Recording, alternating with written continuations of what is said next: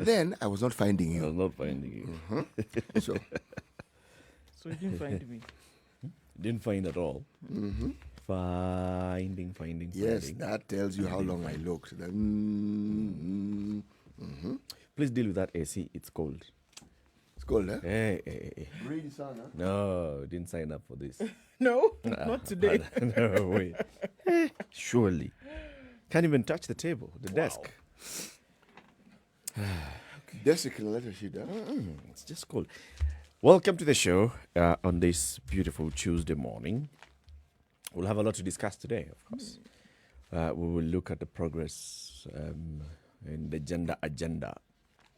And then we'll look at political alignments and realignments of politicians in The season is with us. this tough season. Tumeanzia. Yes. Tumeanza hapo. Will we at least take a peek at the law? Because there's this lovely law that was introduced that was supposed to curtail party hopping. As not party as in party hanging, good time drinking. No. Political Party hopping. Yes. Which many could say is more or less the same thing. There is that little detail indeed. There's that detail. Yes, there's that detail. What does the law say? Anyway, we'll talk about that. We'll talk about that. Tell us about the law. Then let's begin where we always begin. In these times of COVID-19, it looks like it might be good news. Schools might be opened, looking at the fact that less and less cases on a daily basis are being reported. But we'll look at that news story in a while. But there will be a grand meeting next week of all stakeholders to tell us about the opening up of the economy in the face of COVID-19, or the opening up of the Schools. country, rather. No. Country. Yes. The Ministry of Health, in association with several other ministries, will be having this high-level meeting next week. The sector, as education, is meant to present a report. You who understand the English language well. I was waiting for in conjunction. You were waiting for in conjunction? Yes. I can throw in an in conjunction there if you In like. partnership with. With Right. the conjunction. So there will be this conjunction, high-level, collaboration. high-flying orgas at the top meeting next week. So everybody's supposed to bring in their feedback in terms of what they need to do, or maybe. So anyway, we'll look at that school story. But let's look at the numbers in Africa vis-a-vis the rest of the world. 1,353,656 cases so far on the continent, against 29,024,309 cases in the world. 32,000 deaths in Africa, 925,644 in the world. 1 million recovered cases out of the 1.3 million on the continent, vis-a-vis 20,891,524 recovered cases around the world. Okay, so cases still continue to soar in the US. It was interesting because we listened to President Donald Trump yesterday, a couple of days ago, and he said, you know what, I don't understand what the big deal is about this COVID. We wanted a room for our rally, and this guy was kind enough to give us this big room. People are packed in the room like sardines. The infectious diseases centers are telling the rest of America, we really need to be careful about the spread of COVID. Donald Trump in one ear, out the other. Only 50 days to the next election. So he's not taking any chances. COVID be damned. That's Is your it problem. possible that he knows something that the rest of us don't? They don't know. Because the way in which he's speaking with such bravado, and he's not without any caution whatsoever when it comes to COVID. It's not an issue. There are other things that need to be dealt with. Again, sorry for the many questions this morning, but is it really bravado? Oh, I mean, did you see him? He was in fine form yesterday. But he tends to be in fine fittle half the time. Oh, no. Yesterday was actually one for the books. Yeah. And what did he say? He said, we wanted a room where we could have this meeting.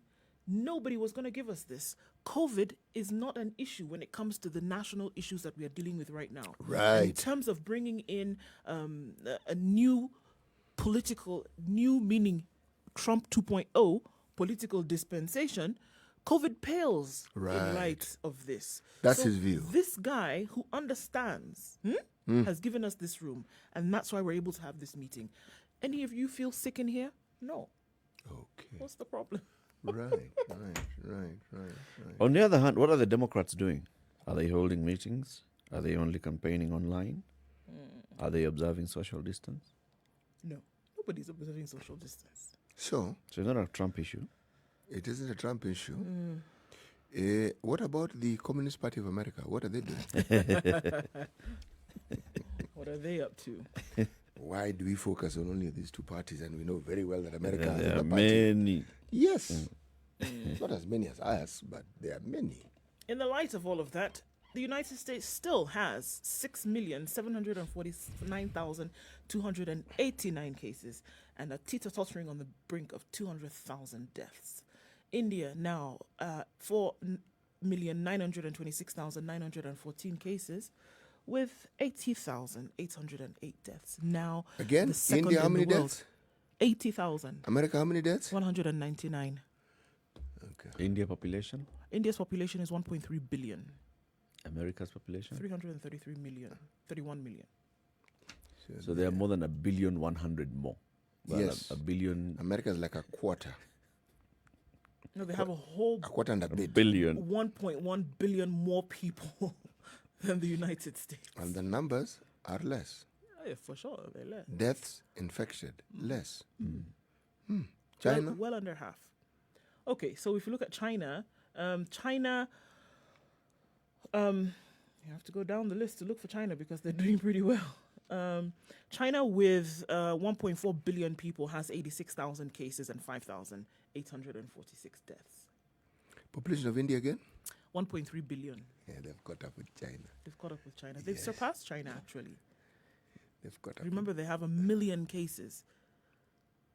Remember they have... You're saying they've caught up with them in They terms of passed what? China a long time ago. They've No, got 4 it's million cases. population I'm thinking of. Oh, Yeah, 'cause no, I think- they're still They're less. still about 100 million less than China. Yeah, Yeah. if we're in the billions. They're Ethiopia less than China. A whole country. However, the cases in India, incomparable to China, all right? We're looking at 86,000 cases in China. And when we saw those numbers coming out of China, it was huge, right? The world was eyeballs popping out. India has 4 million, almost 5 million cases now. India's deaths are equal to the number of positive cases in China. Yeah. Okay. Imagine. So that's what we're looking at. Imagine. And Europe, how are they doing? Who? Europe. Okay, as well, in- it depends on what we're looking at. okay. Where in Europe do you have the sort of eyebrow raising numbers Well, in terms of Still infections? remains It's Spain. still in isn't it? Spain. It's still in Spain with the high numbers now nearing 600,000 and then almost at 30,000 deaths. France was doing a little bit of a worrisome jig over the weekend, but those numbers seem to have stayed Is it in off. the country or the specific parts of these countries where you find? Because what I've noticed with Europe, you'll find one area seem to be balanced, even reporting some wonderful numbers, and then you go to another one and the thing has shot through the roof completely. Well, they were looking at the cases in Paris when they were recording this 10,500. It was in Paris and its suburbs. Okay, so it's clear that people have come back to work after the summer, and you find that most of course, in the Paris metropolis, most people are coming in and then going out, right, for work. So that is where they recorded the highest number of cases just over a couple of days. I think just trends with how things work on a day-to-day basis is how you can see now the movement of COVID. Just if you look at what's happening, and there's a pandemic currently, and you look at the way in which people move at this time, it's only normal that you would see an increase. Okay, now that we're going to be opening schools soon and the entire economy, what are the numbers like in Kenya? Well, there were 46 cases yesterday in the country. Of course, we need to look at this 46 against positive cases. Yes. So, 48 new virus cases. We need to look that this is against the sample size, however, of 1,081. Okay. The day before, there were 188 cases against a sample size of 4,000. Total numbers now in Kenya, 36,205. 176 people were released yesterday. So yes, the numbers significantly less. If there was more testing being done, you could see a higher number. But again, Positivity rate is 5%. 5% is what is being looked at now. And according to the World Health Organization, so we've hit 5%. if you're at 5%, for 2 weeks, is it? yes, if you're at 5%, then it's okay for you to start opening up, which is, I guess, what is fueling these discussions that are taking place now. And of course, now Kenyans start saying, so suddenly we have started getting fewer cases of COVID. Yes. Suddenly. After you started questioning KEMSA and throwing the spotlight. If you ask me, the cases that we're seeing now, the same kind of cases that you were seeing a month ago. You know, There's no difference. You know what is particularly interesting is that even discussions that previously people thought were a little way out with regards to COVID are not as way out and as outlandish as may have been assumed. No. Because if you are, let's forget this story that we've heard of a, should we say, given the poor state of our public health system, given the incapacity that we have for God knows what else, despite all this, if we were to take the information that we had previously regarding COVID with all this in mind, my friend, by now we should be doing really genuinely badly. Yep. Yep. And India, which has larger areas with more people living in closer proximity to anything we can imagine, don't have that sort of problem either. It's not just Africa, either. So, what is it about the virus? And now, where the crux will become the crux, we are entering the cold season. This thing called winter is beckoning in that part of the world. And with winter comes flu. And flu has its issues which are very similar to COVID. And that is the reason why people at first thought this was just some other flu, an advanced model of flu. So I think even as we think that we've understood COVID, I think there's yet new understanding of COVID that is awaiting us. This is true. And that, even when it's not so clear, should be the kind of information that is fueling decisions that are being made. Should be. In which part of the world? Anywhere. Where? Anywhere. Here, for instance. Or So even like now for here, if we're opening schools and all. Well, I mean, look at what has happened everywhere in the world where schools have opened. The issue of opening schools in and of itself is really not the issue. Not really. When you want to open schools, discuss it alongside opening the economy and ask yourself, what have you done in order to ensure that when these two institutions are open, the economy is an institution, the schools are institutions, that the utmost care and the utmost attention to safety will have been catered for. What is it that has been done? What is it that has been done anyway, even now with schools closed and the economy, quote unquote, closed? In this country, let's just be serious. Huh? Even with schools closed, there's absolutely no difference. What has happened? Because these kids are What measures playing. have been No, taken? people are just doing what they normally do. People are doing everything that they do. It's just like schools are on holiday. Parents are moving out, coming back home in the evening. The children are playing in the neighborhood. I mean, there's absolutely nothing. No masks, nothing. Nothing at all. So, really. Anyway, we'll be looking at what this August at the top will be looking at in a couple of days' time and the advice that they'll be giving on the reopening of the economy, so to speak. It's 6:15. This is a Situation Room, Kenya's biggest conversation. The live stream is up, www.spicefm.co.ke and Spice FM KE on YouTube, on Facebook, and on Twitter. Let's take a look at the weather, and then we will look at the main headlines today.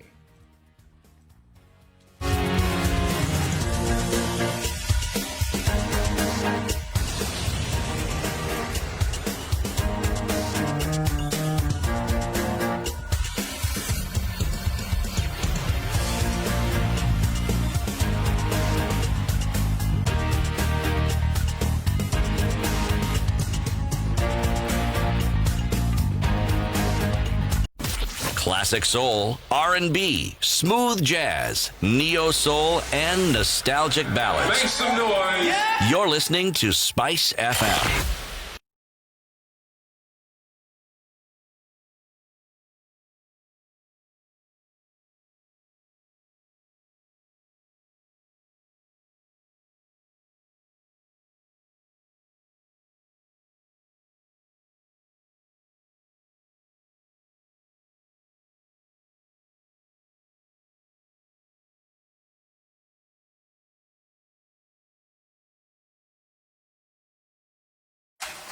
The weather Cloudy with in Nairobi Spice this morning at FM. 15 degrees. We'll see it go to a high of 25 through the day and coming down to lows of 13.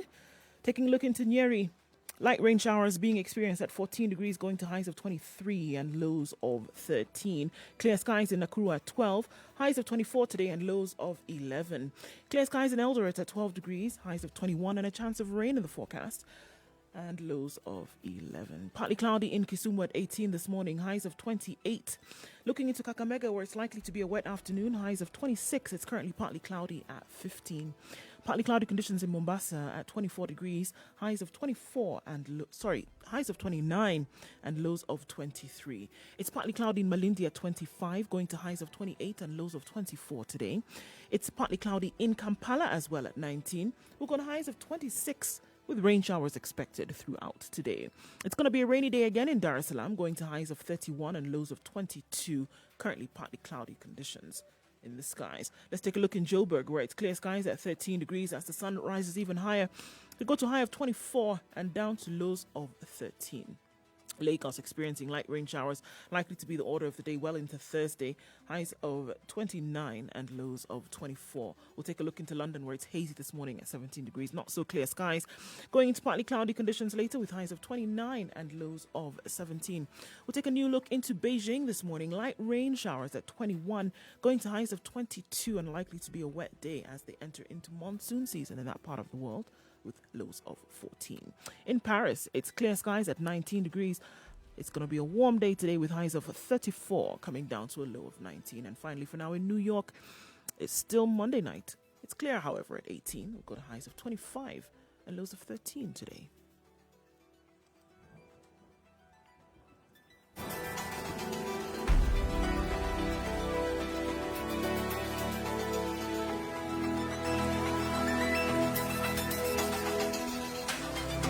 Mature, intelligent talk every morning. Spice up yourself.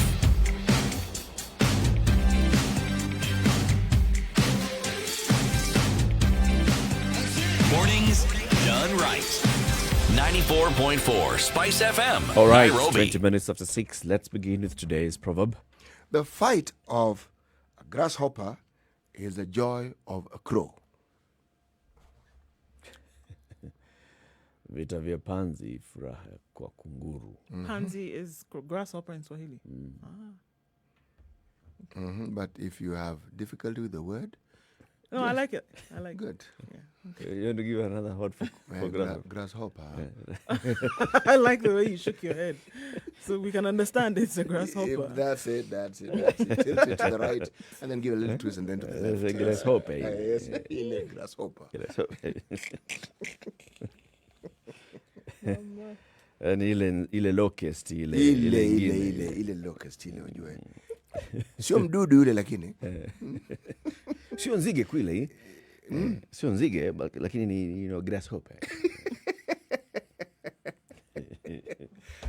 Just to clarify the matter so that it's easily understood. Got it. Okay, so let's look at the big headlines in the papers today. You want to start with the school story? So, good news according to The Nation, and that's the front page. Back to school in no time. All right, so let's look at the details of this. No time. Education CS George Magoha shelves initial plans. What he said actually was that now that cases have reduced, let's perhaps look at changing the dates that we had initially talked about just a couple of weeks ago, right? Universities and colleges, however, have been cleared to recall students for on-campus learning, as the government also considers reopening schools before the end of the year. Magoha yesterday signaled that the initial proposal to reopen schools will be shelved as he gave the COVID-19 Education Emergency Response Committee 10 days to propose an earlier date, citing progress in the fight against coronavirus. Magoha directed the committee to formulate a new proposal that will be presented to the National Education Conference scheduled for next week. The CS, who spoke after a crisis meeting at the Kenya Institute of Curriculum Development, KICD, pegged the development on the decreasing COVID-19 cases that suggest the curve may be flattening. I called this meeting today, and I quote, to engage the task force and various education stakeholders on the process of drafting a new proposal to be presented before the larger national stakeholders conference that will be held on the 25th of September. It also emerged that he had given universities and technical and vocational institutions the go-ahead to recall learners. So, the meeting, which lasted over 3 hours, various proposals were presented, suggestions that schools and universities be reopened from next month. So it'll be interesting to see. But one important thing here is that, chaired by Sarah Ruto, they've been given a week to draw the proposals, or rather the protocols, for safe reopening and advise the ministry on measures that need to be taken. Last week, they talked about... all right, so they'll be shelving children in certain grades, will go to school on certain days. Then the questions arose of what will happen then when, they're on break. Everybody just meshes or gets back into the bus together, whatever. So now these are the measures that they're saying. If we're going to open earlier, certain things need to be done to make this possible. So they hadn't discussed that. I thought this is not the first time that I'm hearing the CS asking the experts to go back and have a head, If we were to reopen schools, whether we reopen in January, in April next year, or in October this year, what measures are going to be put in place? It's we never are still been clear. talking about that. That's the thing. The measures, because this Sarah Ruto led committee, it's still the measures that we've been talking about forever. What? Because do you know what the measures are? No. Do you know what the measures are? Measures for? There you go. What are these measures? They've been saying measures, we measures. need face masks. Every child needs face masks. I remember the last time CS Magoha talking about at least 2 face masks per student. And they even threw in an amount. 1 billion. Just. And then there are desks. Okay, well. Ablution centers in all schools. Have they been done? Is there... When we say schools, are we also opening up boarding schools? Chai. Okay, are they going to return the beds that they took? The ones in... They're not being which used county anyway. was it? Bungoma? No. All counties. Oh, believe me, they took it wasn't just from one secondary county. school. Yes, Oh. they did. They did. Jamani. Nyandarua County removed beds from John's Hospital, local You're hospital, because the CS was Just to coming buffer to up visit. the stock, buffer. Every time we're hearing about these measures, and the measures, from certain quarters, parents are saying, well, look, until these folks get this, their stuff in order, we're sending our children nowhere. We wait. The thing is, every place on this planet where they've opened up schools, the story is the same. Everywhere. Same. There's no exception, by the way. None. No exception. Because what I did yesterday, and I said, okay, let's look. Even in our, hallowed Sweden, when they opened schools, Hey, spike everywhere until everybody said stop. I read, yesterday when Nigeria is saying, okay, in the next couple of weeks, we'll only allow the highest level of grade school and then secondary school to go back. And even then they said, In Tanzania, when they we don't reopened know. schools, was there a spike? Do you know the numbers in Tanzania? Wait, stop. Wait. Do you know what's happening in Tanzania with COVID? No, but have you heard anything? Did you even hear anything spike? about COVID All in right. Tanzania? How long? First of all, did they close the schools? Yeah, they closed the All school right, for how long? about 2 or 3 months, Okay, and and then they reopened. Yes. After the prayers, they reopened. They reopened schools. They reopened sporting activities. They reopened everything. The prayer has covered everything now.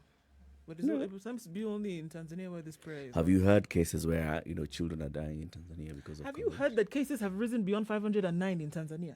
No. What are you talking? So how are you even going to start using that now? Talk about schools being open Because there's there's still just only But 500. They're right here in the Eric's neighborhood. point is a valid one because really, They're right here in the neighborhood. They're just over. Yes. if we're going to actually use any sort of comparative data, I think Tanzania would be a good spot to use for comparison. Yeah. Yes. Because what they have done with regards to COVID is the complete opposite of what everybody else is doing. Just not going to talk about it. Just look at this country, for example. When the president announced the easing of measures, numbers started dropping. Is that not the opposite of what you're talking about? Like what were they saying? When was the last presidential address? Almost 21 days ago. All right. And what did he say at that time? I Move can allow curfew, move only curfew, but allow Well, movement of people. Do you know? Allow Okay, alongside that Allow presidential restaurants address, to open for an extra So hour. we saw the numbers just get to a certain point and then they plateaued. well, you know something? It may not have been the intended purpose, but it feeds into the rumor mills that are spinning in certain parts of the country, and that is this. There was money, I mentioned it yesterday, that was required. So we had to present COVID. Okay. Now that that money has dried up, There's no COVID. COVID is also drying I up. mean, 1 + 1 And equals then we haven't finished yet. We wanted some money from Global Fund. We're told, get lost. You're not getting You're money. not Now COVID is disappearing completely. Yeah, no So- money, no COVID, no money. So in other words, no money, no yeah, COVID. but you know something? It's tantamount to saying that COVID doesn't exist, and yet it does. It does exist. The fact of the matter is that COVID does exist. And COVID is dangerous. yeah. It is. You know, that's the thing. With And all if of this not talk, attended to, COVID kills. That is the reality. and we're looking at a vulnerable set of individuals here when we're talking about children going back to school. Remember, we've held this position here for the longest time. Just lock it down. I'm not going to stop. It doesn't matter what you say. All these With all stories the- about you opening it up, do what, do Doesn't- what, it's do not what. going to change No. anything in my mind. No. It's not changing anything in my mind. Actually, I think I've changed. Okay. I'm at the From- point of from let's go the China route to all right. I'm just observing what's happening. Just ensure that everybody is aware of the dangers of COVID and be prepared. You know- In the event you fall sick for COVID, then you know where to go. You know, in an ideal setting, Eric, your thinking would be absolutely spot on. Because really, at the end of the day, in the absence of personal responsibility being taken by each and every individual, this fight against COVID is lost even from day one. Yeah. Why am I saying this? With reference to our country. We don't seem to have whatever it is you want to think of to ensure that we follow the example of China. China had the means to just say, excuse me, this is what we are going to do, and did it. And they The did it. means and the will. That's why I said everything. Whether you want to call it will, whether you want to call it this, whether you want to call it the other, we don't seem to have it. This one is we don't have. So, if the individuals do not take this upon themselves to guarantee that their health is of utmost importance to themselves, with the basic requirements that are there, then. And then even with the then, you see, where the naysayers seem to be having a field today, the predicted negative, catastrophic outcomes are not being seen. In all honesty, they are not being seen. No. If I look at HIV, the reason why it was accepted is because people could see. Let's see it. That's the thing. You saw, you knew. People died in large numbers, people who are unwell in large numbers. You could have explained the way you wanted. In the end, they said, you know something? This must be HIV. So, there was a period in time in this country you couldn't afford this keep fit, lose weight thing. That's the last thing you wanted. Can't be losing weight. Couldn't just change. No, you can't. Something must be wrong. Now, we have a situation here where COVID doesn't present those things. What it presents you with the things you're accustomed to. Cough, You cough. Or you get malaria. throat, feel like a truck ran over you. You feel out of sorts. We feel out of sorts all the time. If I'm broke, I feel out of sorts. You can be sick. Oh, no, absolutely. Bedridden. Okay. If it's very dry and there's lots of dust, you feel out of sorts. It gets really cold, you feel out of sorts. Yeah. Anyway. Let's take a break. 6:30. Take a look at what's happening on the roads this early Tuesday morning and then look at other headlines in the papers. Good morning. This is the Situation Room, Kenya's biggest conversation.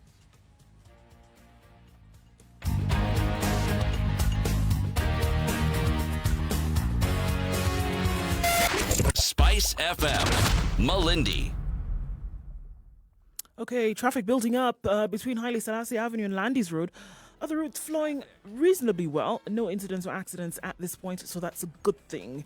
The stretch from Syokimau to Cabanas this morning is crazy. We know that the expressway is still being worked on, and that's going to be that way for some weeks, guys. So expect heightened levels of traffic, especially in these areas between Mombasa Road and Westlands. This is what we are likely to see. All right, looking at other parts of the city, for example, coming off Thika Road, not too much of an issue right now as you get into the sea CBD. All roads join there. At the Pangani underpass, where there is still some construction taking place, we're likely to see heightened levels of traffic there as well. All right, not to forget, industrial area as a whole is going to be shut down from the 16th. So that's from tonight until, whenever they decide to open it. But it's going to be crazy. I'll give you more details of that as we go along. But just understanding that getting out of industrial area today is going to be something akin to a spectator sport. Told you in advance, guys. So let's see what it looks like in a short while. Spice FMKE, that's how you can get in touch with us. Let us know what you see in case we can help you out.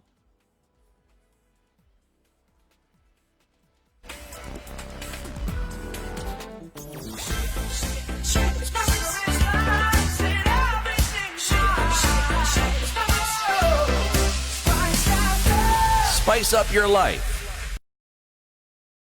Mature, intelligent talk every morning. Spice up yourself.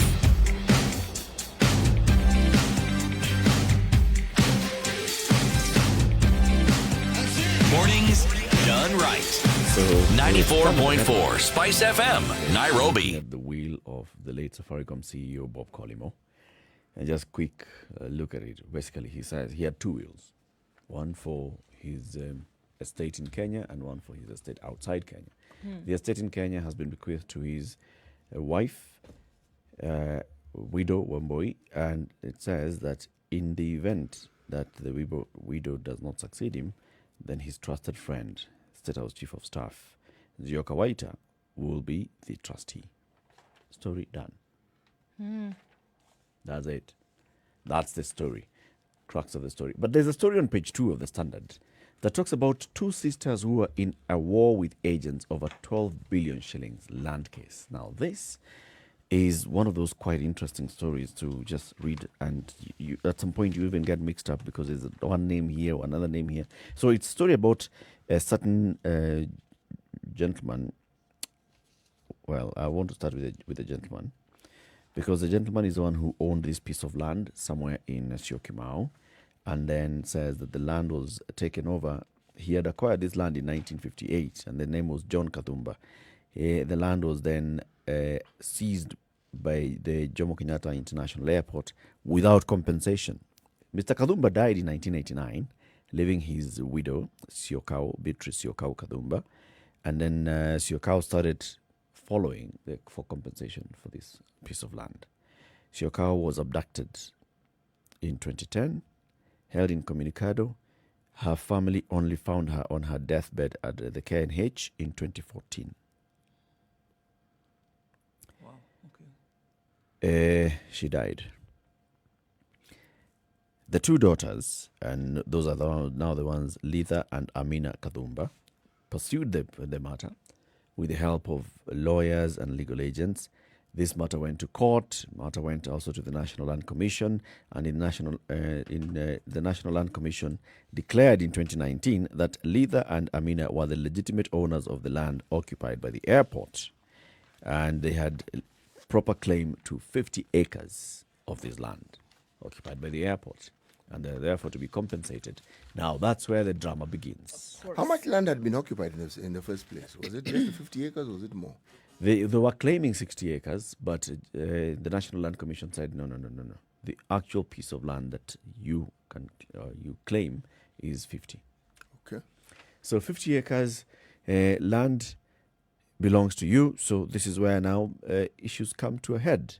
So the agents that had been appointed and the lawyers, the agreement was that these lawyers and the agents were to pursue this particular matter to its logical conclusion. And the logical conclusion here is get money. And they had agreed that we're not going to pay you a shilling. You'll only get paid if you win the case, and you'll get part of the proceeds. Mm-hmm. What was the agreed division? The sisters were to get 38.66% of the payout. The law firm was to get 25%. One agent, named Mwangi, was to get 23.33%. Another person who had the power of attorney was entitled to 9.1%. And Pius Kioko Muinde was to get 4%. Wait a moment. Mm-hmm. Why were they getting 36% of their land? Why were they getting 36%? Only 36% of the rest is now what they had negotiated with the lawyers. So Were they of sound mind when they negotiated this? Were their faculties sound? Were they disadvantaged in any way? Because this doesn't seem fair to me. What? That they're getting The bulk of the proceeds are going to other They're going people. to other people. more than 50%. No. More than 60%. No. Is basically just going, Elsewhere. Yeah. is going to other people. Yes. And so the argument was, those other people, this is what we're going to do. We're going to pursue the case on your behalf. Yeah. Okay. This person who had gotten the power of attorney, now they have come up with a new lawyer, and the new lawyer is saying, now, you power of attorney revoked. You're the lawyer, your services revoked. You give me a bill for what you've done. Now there's a whole new clash. It starts all again. These ladies are likely to lose a lot more money even through this now. Maybe not. Maybe lose everything. It reminds me of ambulance chasing. Huh? Before people understood that there was something called a workman's compensation, Yep. you'd find cases of someone who's been injured and legitimately is owed money. Come in the ambulance chasers. The first thing they do, and usually they're people who were employed in menial jobs. So if you gave this person even 10,000 shillings, my friend, they did not know to do that 10,000 shillings because I'm talking about the 90s, you're talking about the 80s. Yep. This is someone who was earning probably 100 bob a day. Right. Okay? And what they would do is they'd keep giving this person money in bits and pieces. By the way, this is money that would be paid. There was no issue of it not being paid. It would be paid. And over a period of time. So it was a question of people getting to understand each other. Yeah. Now, these are the cases are the ones which led to a law being passed in this country where in the case of someone being injured, 2 checks are issued by the insurance company. One directly to the individual and the other to the lawyer. Because the money would be paid directly to the law firm or to the lawyer. And lo and behold, the person who had been injured rarely saw what was even duly right. Now, someone who's never seen that amount of money, let's say his compensation is 200,000 shillings, does he even know? He doesn't know. So even whatever you give him, he's going to be You give him 20, enthralled with he'll that. even give you be like, 5,000 wow. but just thank you. Meanwhile, you've taken 180. Yes. Yeah. So I think this is... It's a similar kind of thing Yes, that it's a you similar- feel here, right? yes, because- that this agents, just because you are agents, you are lawyers. So the agents came up, the lawyers are the ones who followed up the matter with the National Land Commission. They had agreed that this is going to be our payment. And the bulk of the money, like you've said, the bulk of the proceeds from this case was going to the Other third people. parties. Yes, Third third parties. parties. Yes. Somebody getting 4%, I don't know, because they are 9% because power of attorney, 23% because you're agent, 25% because you are lawyer. Man, there is a remuneration process. 25%, a quarter of 12 billion. Pana. A quarter of 12 billion. Where? 3B. It's not a small something. Yes. Okay. Now, so we go to Tanzania. Yes. Tanzania is a good place to travel to. Yeah? COVID free. Right. Magufuli stabs Kenya in fight for East African oil wealth. Tanzania, a latecomer in the pipeline deal, this is the subheadline, appears to have successfully courted Uganda to bag lucrative infrastructure project. After warding off stiff competition from Kenya for years over the building of a crude oil pipeline from Uganda, Tanzania has moved closer to clinching the deal. On Sunday, Tanzania and Uganda signed an agreement for the construction of a 378 billion shilling East Africa crude oil pipeline from Hoima in western Uganda to the port of Tanga, a move expected to breathe life into Tanzania's central corridor, which has been competing with Kenya's northern corridor. Uganda had initially planned to transport its oil through Kenya, which wanted a joint facility for the product from its own fields in Turkana County.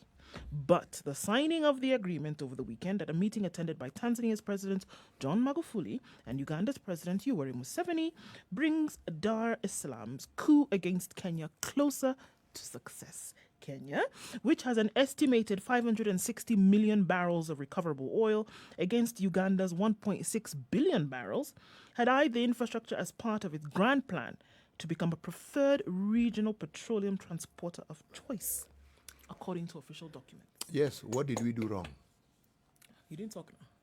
There was a small matter of what happens in this country, and I keep talking about this all the time, our land tenure system. So for you to construct a pipeline all the way from the border with Uganda through Turkana, taking it to Lamu, you have to buy land. That entire stretch of land, right? That puts up the cost significantly. So that was one of the things that Sebo looked at and, now you people, you're going to tell me I'm going to spend all the money buying land. Forget it. For the pipeline. But surely Tanzania, on the other hand, is a bit different. the land tenure understanding in that country is completely different. Yes. But let me ask the question. Then there was the issue also of the contractors. And the cost of the contractors. contractors. Yes. You see, this issue of land, I think first visited us with the SGR, right? And unless I am mistaken, grossly so, a lot of the land that was under discussion, even in the SGR, was agricultural land at best. There is no major town between here and Mombasa. There are townlets, townships, okay? And the railway didn't pass right in the middle of those townships. It was on the outskirts, which, as I said, so it wasn't commercial land. it wasn't commercial land. Now, there's also something called compulsory land acquisition. Yes, okay? The point is, when your land is taken, it doesn't necessarily have to be paid for. You can be compensated by being given land elsewhere. Okay? I am not certain that every possible alternative was exhausted in this matter. In this country, no, money. It's the money. Money is every possible alternative. All right? What? What am I saying? What are you doing? Where am I coming from? Yeah. Yes. So you take my piece of land from Rongata Rongai, you go and give me some land where? In Chiokimau? And it's not as though the two places are far away. No. No. I want money. Or you take me to Kajiado. Give me money, I'll go and buy myself that piece of land. Yes. Who told you I didn't? Even when I got this land, you think I didn't know where Syokimau was? Well, so here it is. It's Uganda and Tanzania who are doing this dance. They've signed it now. Yes, and Kenya is watching from the bleachers. I remember the president had said when this matter first came to light that Tanzania was getting into this deal with Uganda. The president said, okay, it's okay, tutajijengea pipeline yetu. It's okay, Right. we'll still do our pipeline. So we still have an opportunity. Now, our guys who are doing the oil exploration up north have slapped the government with a bill anyway. They have not been on site for a couple of months. They have That's not their problem. they have issues. The parent company has issues with money and management and their entire strategy. So here we are, rent seekers once again. Ensure that we do not get a big project.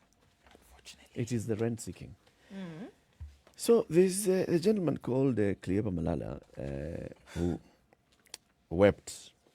Malala wept. That's a headline in the Nation this morning. But let's take a quick break. We'll come back and look at what exactly is the Kakamega senator weeping about. Why are you crying? Why are you crying? Toto? It's quarter to 7. Good morning.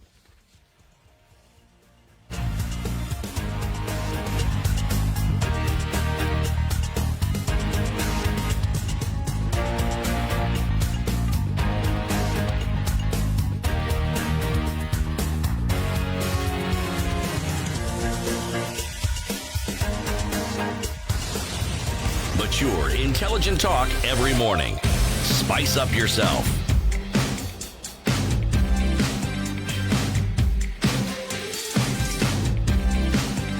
Mornings done right. 94.4 Spice FM, Nairobi. He was arrested a couple of weeks back, right, and taken to Mumias to face charges. So yesterday he appeared before two committees of the Senate, and these the Justice, Legal Affairs and Human Rights Committee and the National Security, Defense and Foreign Relations Committee, with some serious allegations. And he tabled a letter from his lawyers called Malala and Company Advocates. He's alleging that a special unit within a special unit of the DCI has been set up, and they have one term of reference. Follow Malala. Malala and possibly eliminate Malala. According to him. According to him. He says that. He says he has it on good authority that these officers, in fact, the officers that have been deployed, he even gave some names of some people that he claims are DCI officers that have been deployed to pursue this particular matter to its logical conclusion. Logical conclusion here meaning that Malala out. And then it goes further to talk about, how these people, this team was set up. This team has been holding meetings, to strategize. They met at this once famous assassination headquarters. Yeah, this one hotel again. There's one hotel that everyone who wants to assassinate anyone goes to and sits down and talks. They met at that hotel. They also met at several other facilities, including in Thika. Malala does not live in Thika. Thika. Yeah, they went to Thika. And he has it on good authority that some senior police officer is the one who was hosting them, was paying hefty bills because they were eating nyama, drinking, as they are planning this crack unit of elite assassins from the National Police Service were plotting his assassination. All this because of him. They were doing meetings to plot the assassination. These are police officers. Police officers receive orders. But here they were, doing a strategy meeting and how all. we are going to eliminate. Yeah, and he was very dramatic in the Senate yesterday when he was speaking. He even shed a tear. He did. Saying, I have really, really talked about this in the past. I feel my life is in danger. I have gone to the Kakamega police and senior administration officials. I have requested for increased security. I have not received that. When I'm walking in the streets of Kakamega and I'm feeling like I'm going to die tomorrow, how do you think that feels? Must be quite traumatizing, though. Very, very traumatizing. Hence, the outburst. Hence the shedding of It tears. is traumatizing, yes. But the director of criminal investigations would disagree with him on this matter. It is reported on page 12 of the Standard that he actually considers these threat claims to be fiction, a work of fiction. Okay. He says, those officers that you're saying, I don't know them. Because this statement even has, these are the weapons that they have, the serial number of the weapons that they have been assigned. These are the officers and they're... How did you know? Oh no, he could. It is not impossible. In this country, he would have found it's weapons not and found impossible to numbers. have in this that country, information. you compare someone, somebody made a To comment. give you some information. You compare someone and they'll give you information that SEAL Team 6 is on its way to come and pick you and take you somewhere in Belarus. Wow. Can even tell you exactly where they'll take you. in Belarus. In Belarus. And we all know that when you get to Belarus, you will not come out. No. As in, you can't leave. The thing is, I would not want to diminish the reality that this his particular fear. gentleman is facing. But I would also like to mention that the one thing that we don't have a good history of, we've had incidences where people have disappeared and later died. But this business of large numbers of political leaders simply being killed, we actually don't have it. This has never really happened. Of all the people who said there have been threats on their lives, We've had people been dying. We have, yes. We've had people shot.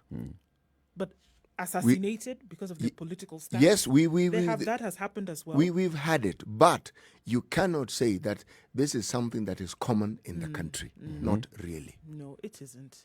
That he has raised the issue is a good thing. He is not the first person to raise such an issue. Others have raised such issues. And most of these people are still alive. True. Most of the people who've raised these alarm of assassination in the offing Yes. are still breathing They're today. still alive. And one doesn't hear of those threats anymore. So one could perhaps argue that if indeed you feel or think or have knowledge that your life is under threat, the first thing to do is to talk about it, make it a public debate, thereby ensuring some degree of safety. Because it's remember the people who even said, if I die, blame so and so, and so and so, and so and I so. was with them. However, I'm caught between these two sides. One, it's I do not want to downplay anybody saying that they feel like their life is in danger. All right? But at the same time, I do not want to sit somewhere where the political leaders of this country just wake up every new day and they claim that their life is in danger just because they are seeking publicity. And I'm sorry to say that I have that feeling that, this is what happens in the last number of cases that we've heard of people claiming that their lives are in danger. It is seeking publicity. We have seen a governor saying the same, not more than one governor saying this. We have seen senators, we've seen MPs saying this. Looking at this particular claim that is coming from Malala and his lawyers, what he presented before the Senate yesterday, where he's talking about a secret and specialized squad of special service unit has been recently formed with the express instructions to keep an eye on or eliminate the senator. Why him?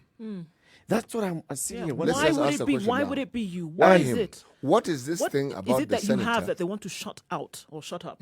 What is it? What is so special about you? Yeah. Or what kind of world-breaking, earth-shattering information do you have? What have you done that you would consider to be a threat to the security of this nation, or to certain powerful individuals within the nation? Yes. That only you by yourself, you has perpetrated. That would require the formation of a secret crack unit within another unit. Remember, we're talking about the members of the SSU are not just any other, ordinary police officers. Nope. This is the special service unit that was established after the disbandment of Flying Squad and all the others, right? So these are serious officers whose to-do list is fighting crime. They have a serious to-do list. Like, we know we are looking for so-and-so, so-and-so, so-and-so. We have information that this person was involved in this serious crime. They're involved in, plotting against the country. They're involved in terrorism, all those things. And then now we add, no. In fact, let me take 5 officers from you and form a crack unit so they can track and eliminate a senator. What is it about you that you think elevates you to that, because this is elevating you to that position where you are a serious threat to the state or serious threat to senior officers in the state who would authorize the formation of such a squad? What is not just to keep you quiet, but essentially to off you. And then you go and take up the sitting and the time of these 2 serious committees of the Senate. That they summon the Inspector General of Police, they summon the DCI, they come in here, and you're still continuing this particular conversation. Why? At some point, I think we need to draw a line. And if you come up with allegations and you're not able to substantiate those allegations, then some action should be taken against you. Absolutely. In this particular case, you're going up to the extent of saying these are the officers. We have used Sergeant Kiprop, alias Rop, Benedict B, alias B, Ahmed Chimitei, alias Chimitei, David Kuteha Ingutia, Silvanus Njeru, alias, right? I know. And then you're even talking about the vehicle that they've been given. And you're saying, the squad of police assassins assigned to eliminate me has been given a Total petrol fuel card for use during the operation to track down and eliminate the Honorable Cleophas Malala. Those are a lot of details. And these are the vehicles that they're using. And then you say, also, we have information that the following 2 officers have their regular Seska pistols recalled. This is the alias B guy and the Abanas Chemutei. And they've been given this new semi-automatic lethal rifles known as the Scorpion, which is manufactured in Israel and Yugoslavia. The Scorpion is a high-caliber semi-automatic rifle with 20 rounds of ammunition, as opposed to the Seska pistols, 15 rounds. It is not secret that the Scorpion gun is the weapon of choice for hired assassins and other rogues, as it has the following obvious and known advantages. We're even going to list why this particular gun would be used. Yeah, for you. 1, because it can be broken into pieces, which can easily be assembled. 2, it can be discreetly carried around. By the way, 3, you can do that it can with all carry guns. larger magazines of 20 rounds. 4, it can shoot with accuracy from 800 meters as compared to 200 meters of the Seska pistol. 5, it has the capacity to function with attached silencer. 6, it comes with shooting lenses for accuracy of hitting all this one to off you. 10. This is a crack police unit of assassins that have been given this particular. By the to way, disappear the Malala. thing that I find strange, these crack units don't go around advertising what they want to do. No, that's what I was going to say. Omo, if they were going to off Plus, you, how would crack they catch units- any criminal? Do crack units only have Seska pistols? I don't know anything about guns, okay? Pistol, I know, is the one can which imagine is often called a handgun. if you look at and then all there's these- one called rifle, the long one. And then G3. G3 is also long. Yeah. So the one for killing elephants, and which I think has 1 bullet. Now, beyond that, You don't know. I'm sorry, can fire 1 bullet at a time. Okay. I actually have no knowledge of guns, so I can't even comment. But what I do know is this. there is too much information on this matter, and that is what raises the question. A lot You of have too much detail. when you have an elite squad like this, for example, they don't operate with their details out there. Okay, they don't. That is clear. So for you to have all this detail and all this information, I mean, Regular you're police, making you a don't have circus out of details it. about regular people. Yeah, now who you can meet every imagine day a to talk special to. unit These are within people, a special unit. and you may not even know who they are, You don't whether even they're in know that who unit. they And are. then all of a sudden, and then you even point to someone. You said there's an NIC officer. You even go, hey, Secondly, if they wanted to get rid of you, my friend, you wouldn't know. You wouldn't know. All this detail that you have, you would know not the be question? aware. of significance. Why him?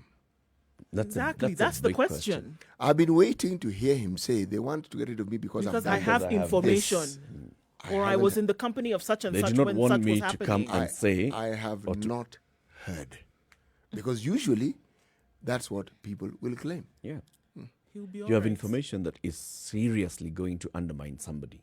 And that is the reason why they want to get rid of you. Yeah, for somebody to, for a crack unit to be formed within a crack unit in the DCI, this is high up, very high up. And then you know about it. And you even know about it. You have Perhaps the with details. time, You even have the Total petrol card. Yes. Can you Perhaps tell at the us how time, often the good senator will actually give us information and tell us, or maybe furnish us with the details that we ask. What I am saying is, if he doesn't, I think it's about time that action starts being taken on these people. Such people who come out and say, this and go into such detail. I think this matter should be properly investigated. Maybe by a separate crack unit that is independent. We are back to the crack unit, are we? They investigate this. If indeed there is a plot against the senator, action should be taken against the National Police Service. And if there is no evidence that there is a plot against the senator, action should be taken against the person who is making these allegations and going into such great detail. This is a Situation Room. It's Kenya's biggest conversation.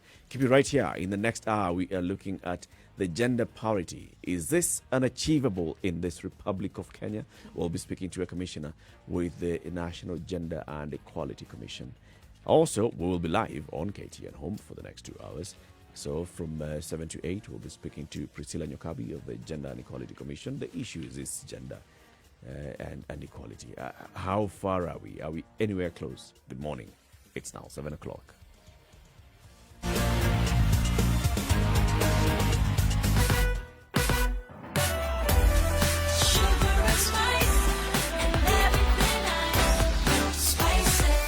Spice up your life.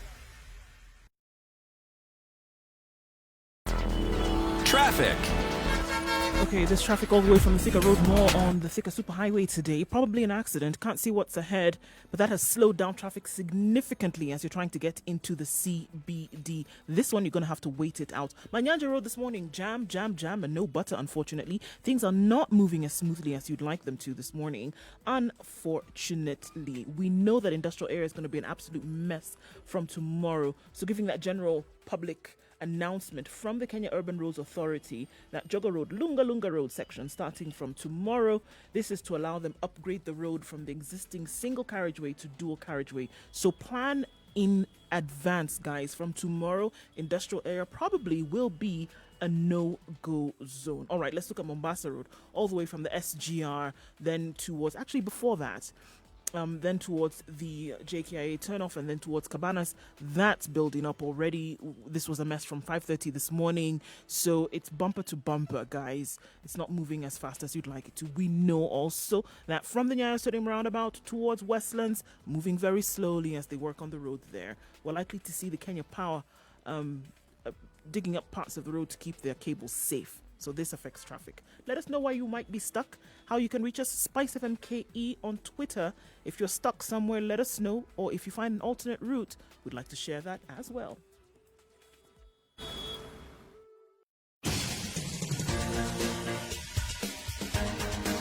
This is the Situation Room, the home of hard-hitting political commentary and penetrating insights about the state of the nation. This is a talk radio experience like no other. The Situation Room, a place for hard truths, debates, and elevated conversations. The Situation Room, witty, political, engaging, deep, controversial. In the room, we have C.T. Muga, researcher, academic, seasoned political observer, a fountain of wisdom in these politically uncertain times. Nduh Okoh, Nigerian by birth, Kenyan by choice, communications expert, Pan-Africanist, a truth seeker and believer in people power, and Eric Latiff, agent provocateur, the man in the chair, seasoned journalist, news hound, a man who believes in punching up, not down. This is the Situation Room, the only way to start your day. To you at 2.5 minutes after 7 o'clock. This is Kenya's biggest conversation, the Situation Room, broadcasting on Spice FM, on KTN Home, and online on www.spicefm.co.ke, as well as Spice FM KE on YouTube, Facebook, and Twitter. Remember, in Nairobi, we're on 94.4. In Mombasa, it's 87.9. Kisumu, 102.5. Nakuru, 96.0. Eldoret, 96.7. 90.9 in Nyeri. And Malindi, 97.7. C.T. Muga, let's begin the hour with today's proverb. The fight of a grasshopper is the joy of a crow. How do we say it in Swahili? Pansy. Vita vya panzi, furaha kwa Kuku. Okay, that's not bad.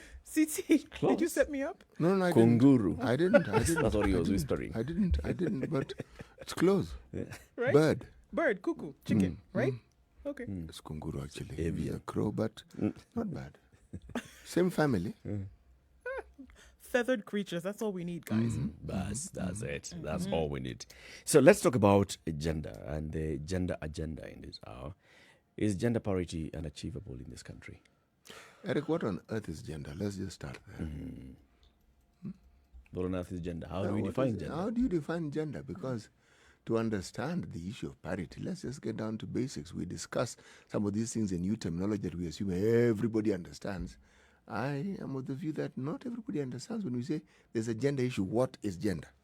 And why is it an issue? Because where it has reared its head is in the August House, where we've had this discussion about the two-third gender, again, the word gender, rule. And somehow that particular rule has gone back and forth, and to date, it hasn't been met. The requirements haven't been met. And what has been now, what has taken center stage in the discussion is, how then do you go about disbanding parliament? Because this is a constitutional requirement which they haven't met. This gender that can bring about the discussion, what is it? So I think what you're looking at when you look at gender is not necessarily biological differences between the two. We're not looking at sex, male and female. What you're looking at now, and biologically, you're looking at social, you're looking at cultural differences between the two, and you're saying that wherever representation is needed, let there be adequate representation of both genders, male and female, across board. Unfortunately, when the gender debate has started, a lot of people have taken gender to mean female and female only. But that's not the case. When you talk about gender parity, at one time, should there be no more than 1/3 or, 2/3 of one gender? But a lot of times, unfortunately, because the gender that has been suppressed in most cases, whether we want to accept it or not, has been the female. Now, that has also led to the ignorance of the male gender.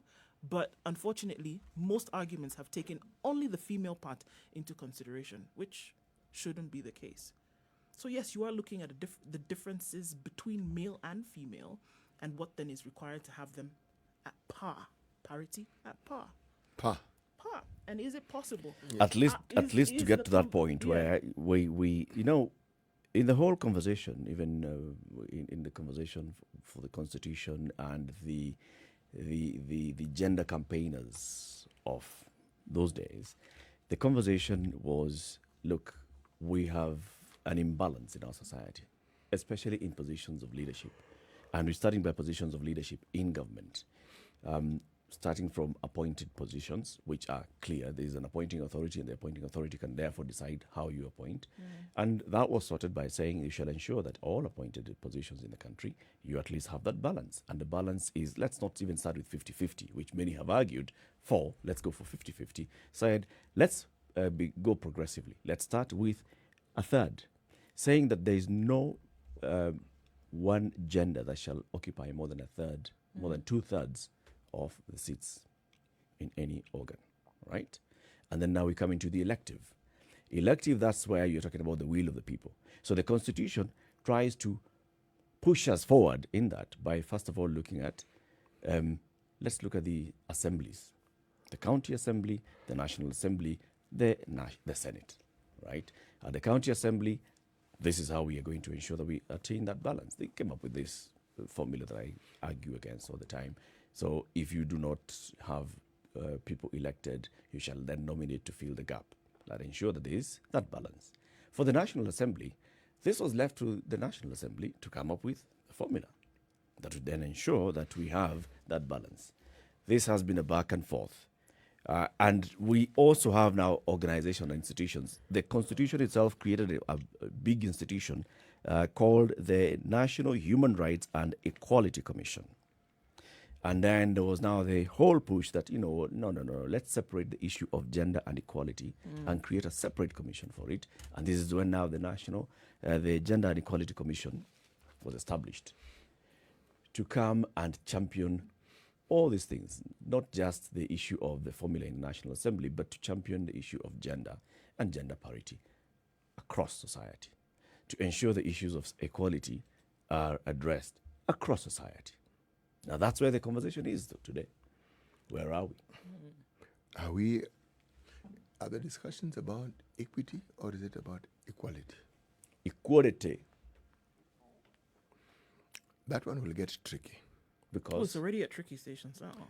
You see, the issue of equality then brings in an interesting discussion that in an African setting such as ours is unpalatable to many men.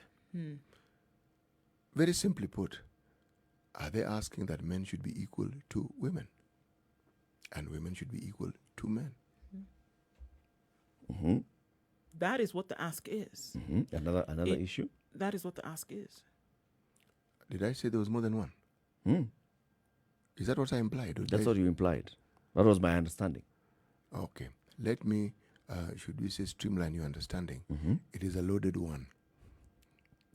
Because the moment you bring that discussion or you put that discussion or you introduce the discussion, immediately what comes with it are all the myths, misconceptions, misunderstandings that exist on this matter of gender. You bring into discussion all the supposedly cultural issues about gender, and you bring in the reality of what these disparities have been in our country for the longest time. That is what you bring in with this one thing. Well, let's speak to the commissioner, one of the commissioners at the National Gender and Equality Commission. And this is the Honorable Priscilla Nyokabi. She joins us now. Good morning, Mheshimiwa. Good morning. Good morning, and thank you. Good to speak to you again. Thank you. And welcome to the Situation Room. Let's start with this definition, gender and equality. And you've heard what CT is raising. So, I mean, what does this equality mean? Well, I think it's many things, including that the pursuit of the new constitution was also a pursuit of equality. So we have that in Article 10 of the national values, that as a country, we want to have equality as part of our guiding principles. And it's a long discussion about equality and equity, but basically in Article 27, for the men and women, it is that Article 27 says men and women are equal. And Article 27 also says that there are groups that have been left behind before, sort of historical marginalization and discrimination, because that Article 27 is equality and freedom of discrimination. And so the groups that have been left behind, the young people, the women, the persons with disability, the ethnic minorities, the elderly and the children, all they need to be addressed differently and given affirmative action measures to be equal to everyone else. So it's a pursuit of an aspiration for the country around equality. But the one for men and women There is no doubt about that. Men and women are equal. And I think we like to say it's the Constitution. I think it starts with God himself. Adam and Eve were created at the same time. And God says we are fearfully and wonderfully created. So let the men not over-debate the matter.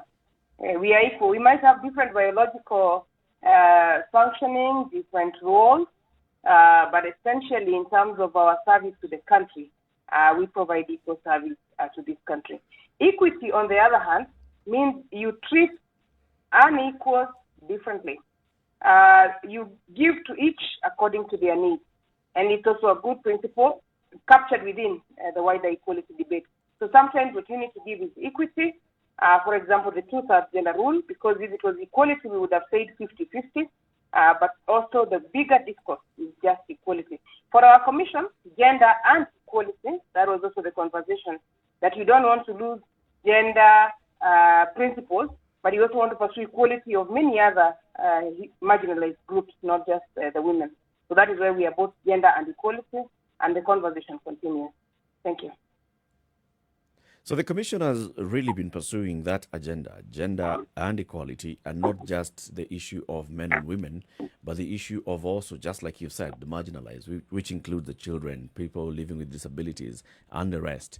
Now, looking at so many years since the formation of this commission, and especially if we just focus for a bit on the issue of gender at the national level, we know that there is the imbalance in the National Assembly, and it's because also that there hasn't been any successful attempt at doing what the National Assembly is mandated to do, which is come up with a working formula that will ensure that we attain this equality and equity in the National Assembly.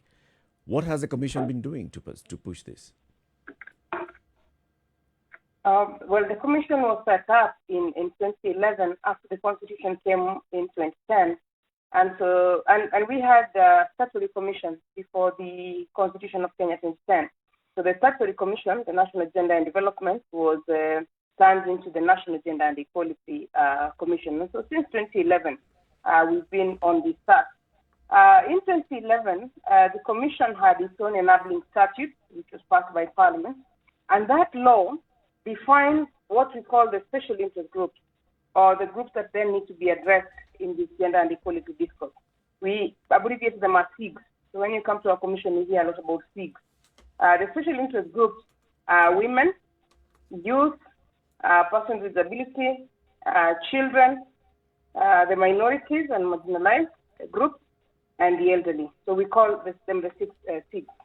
And so since 2011, we have many programs that relate to the SIGs. Actually, each of the SIGs is a division and a program on its own. We also then have a big program around the law, the legal program. And in the legal program, we are able to pursue the writing of law and the implementation of the law towards ensuring that there is gender equality. We've been part of the many bills and many efforts in the National Assembly on the two-thirds gender rule.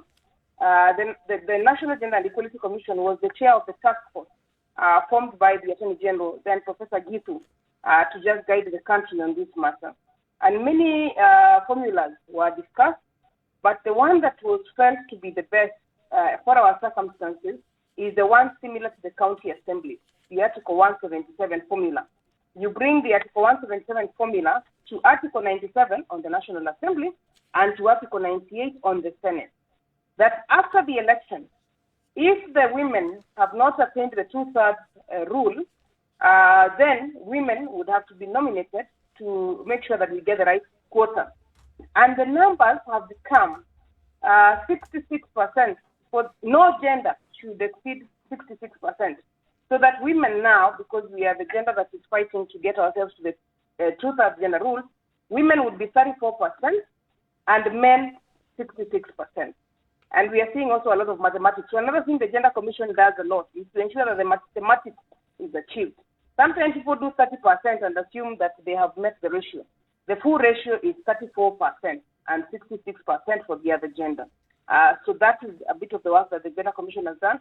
Duale bills, the Duale 1 up to Duale 5, we've been part of all those efforts and fought very hard. We've also done a lot of work in the counties where the law is much more clearer. and just make sure that in the counties the full 2/3 gender rule is obtained. And we have also tried to do the persons with disability and went to court, because the other thing we've done a lot of is to litigate. We have litigated on the cabinet, we have litigated on political parties, and that is the commission together with other partners. On the persons with disability, we are really, really concerned that the positions that need to go to persons with disability at the county assembly level, which is every party nominating one man and one woman who are persons with disability to serve in the assembly, to be the voice of the persons with disability in the assembly. Unfortunately, our country being what it is, only 10 counties have fully complied. Another 17 counties have none, have 0 PWG. And then 20 counties have one gender and not the other gender. And sometimes for us women, we fear when they say one gender because it's most likely going to be a man. So even in terms of PWG, there is a lot of work that needs to be done. Where we have taken this effort now is in the constitutional reforms that are coming up. And we are hoping that in the constitutional reforms that are upcoming, these matters will be fully solved. And Priscilla, these matters will be more prescriptive. Thank you. Priscilla, up until now, I mean, just from what you're saying, up until now, it's obvious that this balance has not happened. What would be the indicators to show that this could happen with constitutional reforms? It has not happened. There have been many reasons. I mean, like Erica said, there have been many reasons why. I mean, you couldn't. There was, if we're looking at the National Assembly, there was a lack of quorum to even discuss this, to even get it on the floor, to have it discussed. What is going to change? Because it seems to me to go beyond just filling in the numbers. It seems to be an attitude problem in the country. And if that's not fixed, constitutional reforms are not going to do anything about this either. I belong to the Afro-optimist category. We are always having our glass half full. And the Afro-pessimists are saying even we have no glass. Forget it being half full or half empty. But I personally believe that we have a glass in the Constitution, and we have it half full. So what we need to do is to fight to make it full. And in that theory then, you would look at the National Assembly, for example. The National Assembly before the 2010 Constitution had 9.5% of women. The National Assembly we have now is at about 26%, both the National Assembly and Senate. And so coming from 9.5, 10%, up to 25% is still progress. It is not full progress to 34%, which is where we want to go, but between 10 and 34, we are 26. And so if you were to look at the indicators, you would then say that the country is moving forward. It is moving slowly, but it is moving forward. The 47 women reps came in through the Constitution of Kenya and have added the number of women that we have, for example, leading committees that are critical in the National Assembly. We now have the Health Committee, we have the Lands Committee, we have the Finance Committee for the first time since independence led by women. And that is progress. It is not full, but it is progress. If you turn to the Senate, we have the Deputy Speaker now, Professor Margaret Kamar, and that's not a small seat, and that's a big position really for women to be sitting at. We do have the Deputy Majority Leader and the Deputy Whip, both women, Fatuma Dulo and Senator Fatia. And so if you look at Senate as well, where the 16 nominated women senators add to the numbers, and the shortage in Senate is only 2 women.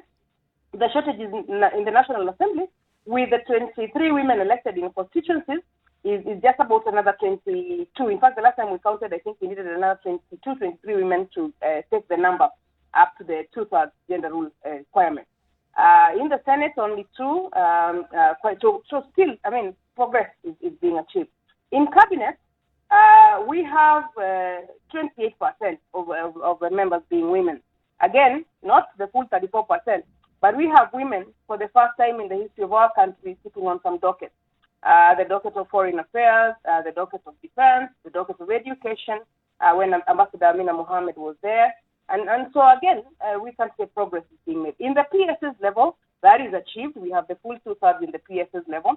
In the classes, even seeing younger women being introduced, again, the conversation between, are we just talking about older women, or are we also talking about younger women? And some of the younger women who have come on to serve as classes have done the country proud. Kassim Wangangi remains a good example, just came in with a COVID time and has done a good part being a doctor herself. in the Ministry of Health. So progress is being achieved. In the judiciary, it is only in the Supreme Court where we have 2 out of 7, and so do not achieve the full total. In the High Court, where Judge Nduh has, for example, charted a good path of the fight against corruption, a lot of the corruption decisions that we are using have been done by Judge Nduh. So High Court achieved, magistracy achieved, full. In fact, judiciary is doing 48% of the gender, of the women gender. And so the indicators actually show that it is doable and it will be doable. We just need to tighten the law a little bit more. And so the constitutional reforms allow us to hit the nail on the head, in the sense that now you don't leave the law to Parliament. You now have in the body of the Constitution the formula, like what we have with Article 177 and what we also have with Article 174 in the county government and county assembly. And what we also want to have in the governor and deputy governor being of opposite gender. I now favor myself prescriptive writing. What I have seen is that the male gender is a bit resistant on these principles. So every time they can escape, can I ask you why? Then they escape in interpretation. Can I ask you why? Why do you say that they would be hesitant on this? What fuels that? I just think that, I don't know, I mean, it's a bit like COVID. This patriarchy, I think we have the worst strain in this country. Because, I mean, look at neighbors in our region, Tanzania and Uganda and Rwanda and Ethiopia. And even Sudan are doing much better than us. So I think our men and the men in the studio should tell us. I think our patriarchy is like COVID. We have the worst strain in Africa, I think. Because even in West Africa, women are doing better.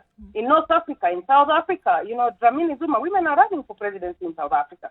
So I mean, I think that our patriarchy is softening, and we are engaging our patriarchs and just making them understand that having men and women in leadership and taking decisions is a good thing. If I follow your argument, have a bit of a long way to go. If I follow your argument and I think of electoral politics in this country, are we then saying that the large majority of men who are elected into electoral posts are elected predominantly by men, and that women have no part in electing them?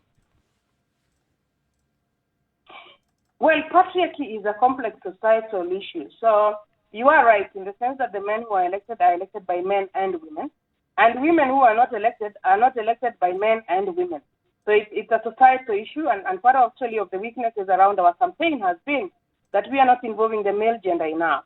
So this conversation is not just a conversation for women, because there are women who also don't elect other women. And so what we want it to be, and that's why we are pushing for constitutional reform, is make sure that it is a Kenyan matter, it is a societal matter, and it's a developmental matter.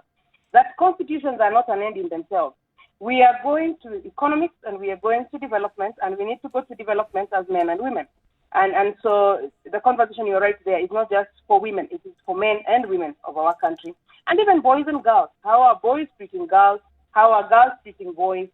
So the conversation needs to start a little earlier with the 2/3 in schools, with 2/3 in some of the courses. It's a really, really larger conversation in terms of the role of women in development of our country. We'll come back out of this break and talk more about that, the role of women in that, and also the role of men in understanding the need to fight that patriarchy that you talk about. We'll also talk about now the formulas that you're saying. It will be best to hardwire them into the Constitution, into the Supreme Law, so that we ensure that this is actually achieved. I have a number of misgivings with the actual type of formula that you are preferring, but we'll also discuss that. This is a Situation Room. It's Kenya's biggest conversation.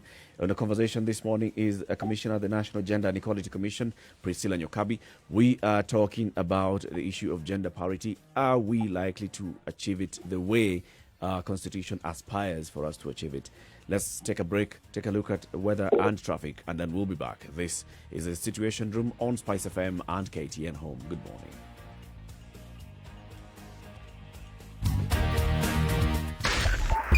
.5 Spice FM, Kisumu.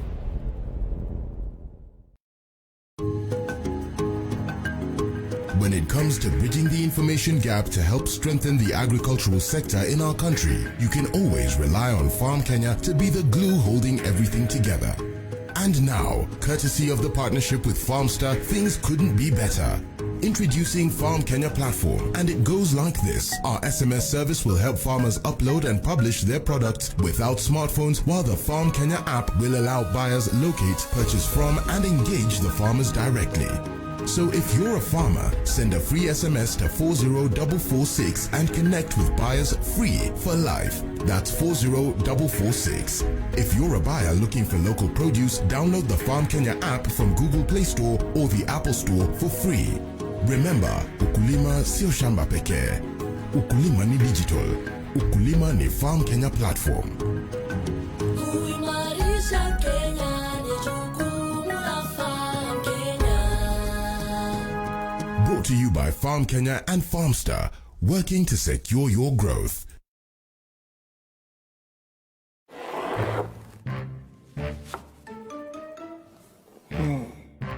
Now what brings you out to these here parts? I'm looking for 12 bakers who can impress. I'm looking for creativity. I'm looking for the ability to work under pressure. And I really just want to be wowed. Ma'am, what you seek is the magnificent 12. I can help you find what you're looking for.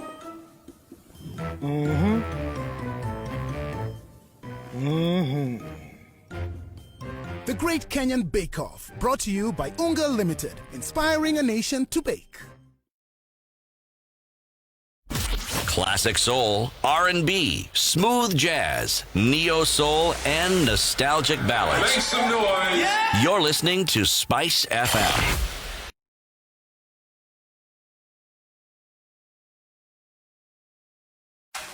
The weather with Spice FM. Morning at 14. We're looking at those mostly cloudy conditions for most parts of today. Highs of 25 and lows of 13. Let's look into Njeri.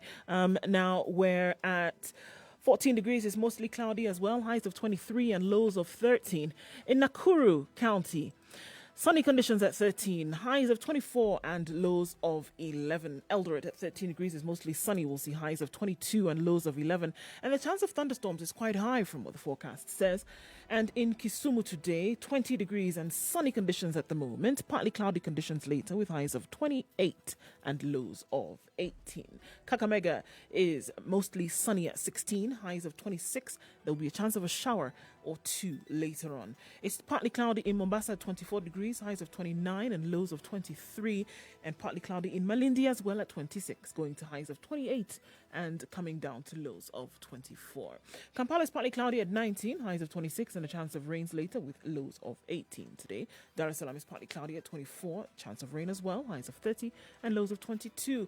In Joburg, it's still mostly sunny at 13, highs of 25, coming down to lows of 12. And finally, for now, in Lagos, the rain keeps coming down, 29 degrees, going to staying at that high throughout today and lows of 24.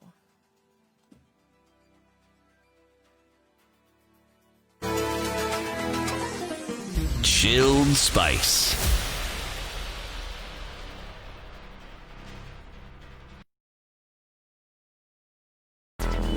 Traffic.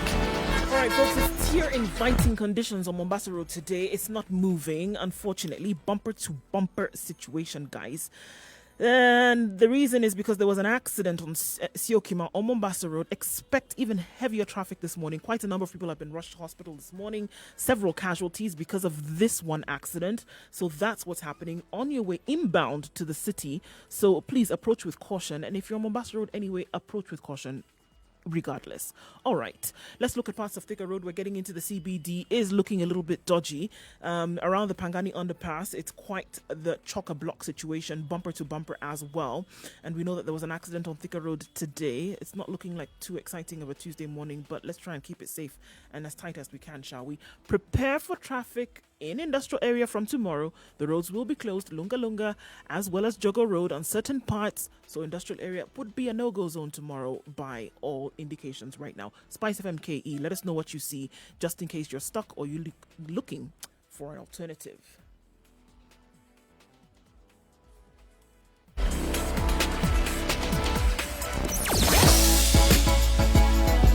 Sugar and spice and everything nice. Spice FM. Spice up your life.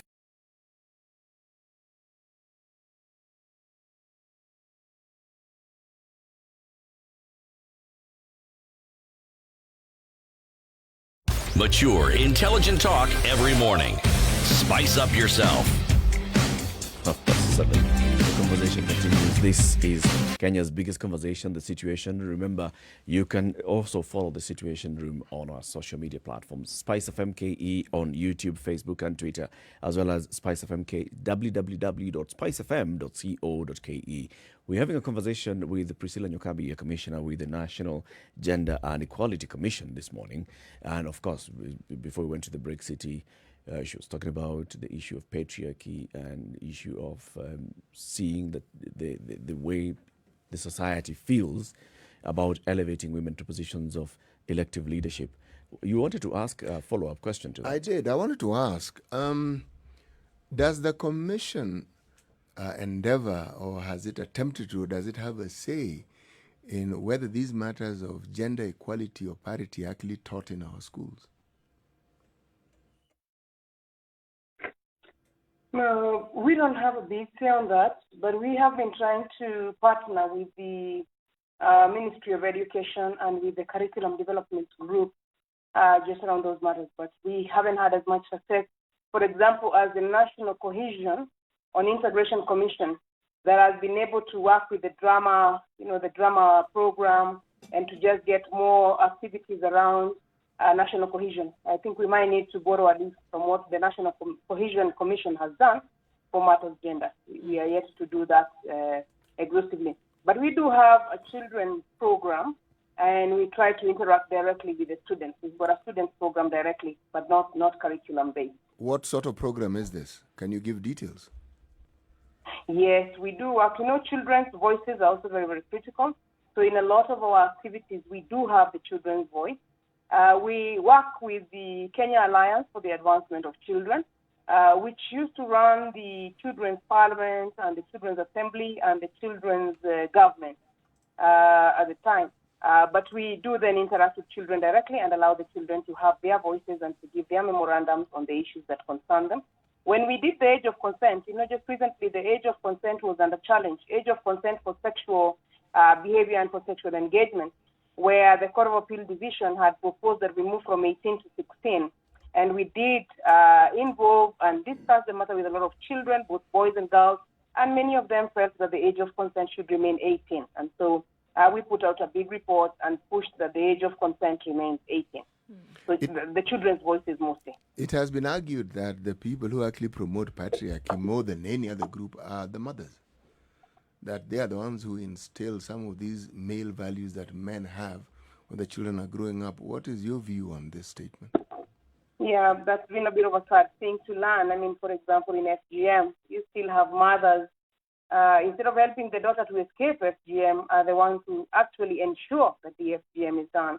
But it's what we are saying about societal, sort of how it works on your mental facilities and faculties. Because we've even seen young women who go up to university level without FGM and then subject them to FGM after the age of 18. So the mothers have a big role in terms of protecting children from some of these abuses. And I like to think of our own backyard in Njeri, where it is the mothers that led to the end of FGM. I think when the fathers went to fight in Mau Mau and the mothers were left, the mothers decided, hii kitu tuendelee nayo. So when the fathers came, wakakuta FGM ilisha.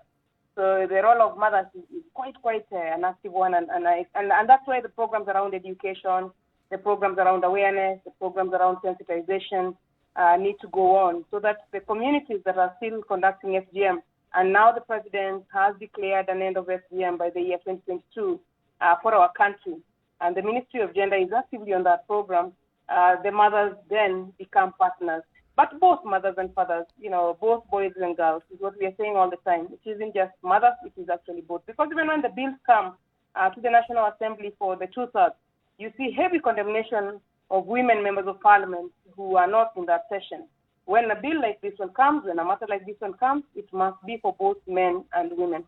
And just in your question, we are looking at also the role of chiefs and really celebrating the continued appointment of women chiefs in many parts of the country, and women assistant county commissioners, women county commissioners, women regional commissioners. That's going to help our discourse.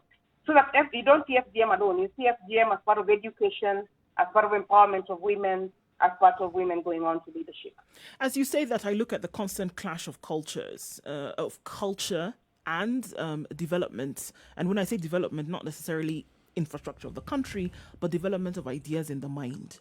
When you look at the end of FGM by 2022, for example, one of the big fights over FGM has been that culture versus human rights, for example.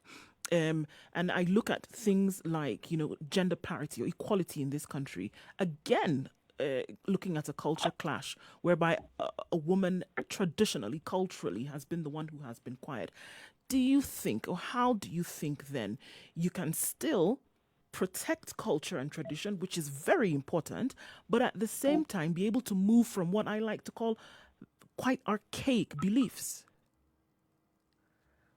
Actually, that is the position of the Constitution in Article 11 on culture, that we must enjoy and celebrate our cultures, but we must also abandon any conduct that is repugnant to morality and to justice and to development.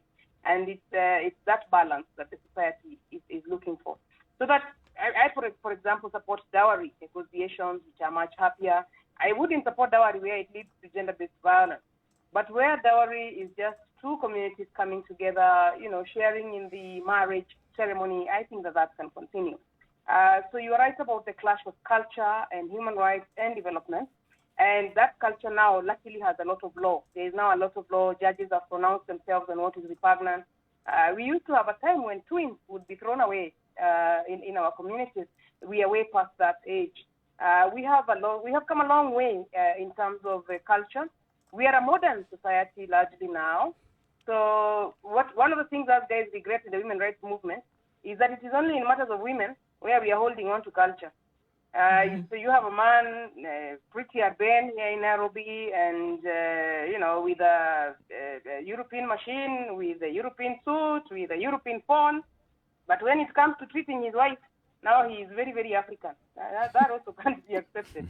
If we're moving forward as a country and modernizing, there will be no reason for us to modernize and hold on to culture only where it keeps women behind. And we've challenged even that culture and seen that in some of our communities, where I come from in Njeri, defilement, we don't even have a Kikuyu word for defilement. We don't have a Kikuyu word for rape, which means those were not our behavior as Africans. In fact, sexual abuse on children was intolerable.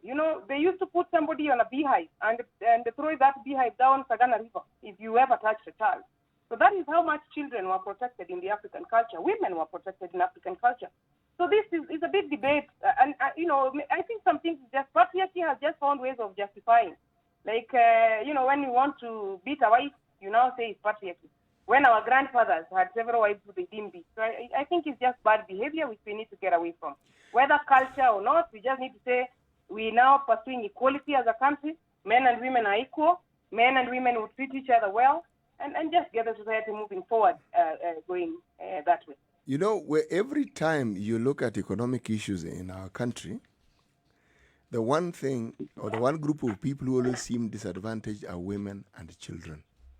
So if we say we are modernizing, or that at least, I would argue that I should say we are aspiring to modernize, and that in many, many ways we are still stuck with some traditional norms that perhaps have long passed their sell-by date. Yeah, that is indeed true about the traditional norms that are keeping women behind. And I think maybe in some cultures as well, that's still something that we need to fight. Because when, for example, the National Assembly, the gender laws come, you find that the men in Western, particularly, I don't know what is their problem there in Western. I have actually been saying we need to even write a study on where these cultures are then. Ni wapi zimeshika sana, so that we can then know where to put the hammer, a little bit more. So it is true that some cultures are keeping women out of economic development, and we need to combat those cultures. And that's why the country has prioritized the fight against FGM.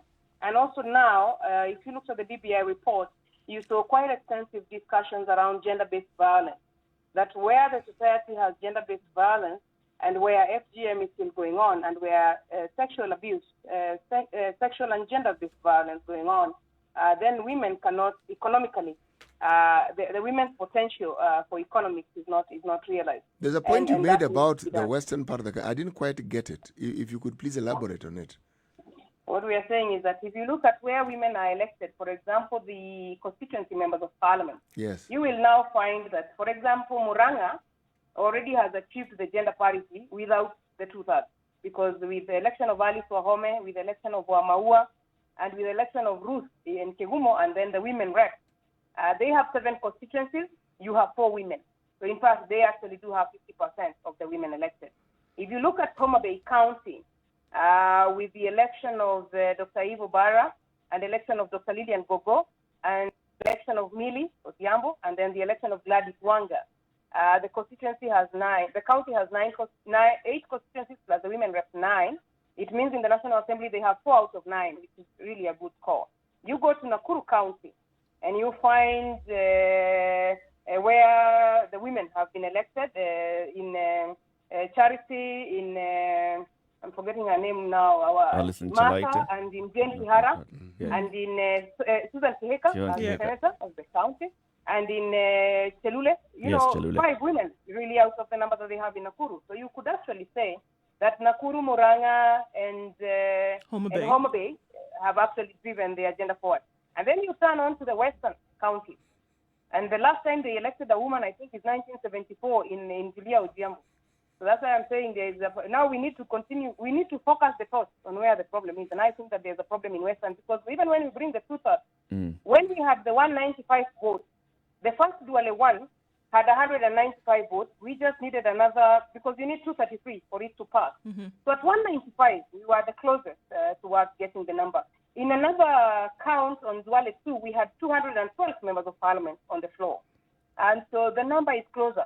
But if you look at the block that does not contribute to the two-thirds, that block is the Western block, then followed by the Rift Valley block, and then the Northeastern block. So I personally have seen Western as a very, very resistant to the gender debate, and I suspect culture huko ya Wabaluya. Let's talk about that formula. let's Allow throw me that to in engage there. you a bit on the issue of this formula for the elusive formula in the National Assembly. You've talked about Duale 1, 2, 3. How many have we had now? Duale up to 5? 5. I think we have up to 5. These are different attempts at creating a formula that will then ensure that the National Assembly gets the gender balance as required by the Constitution.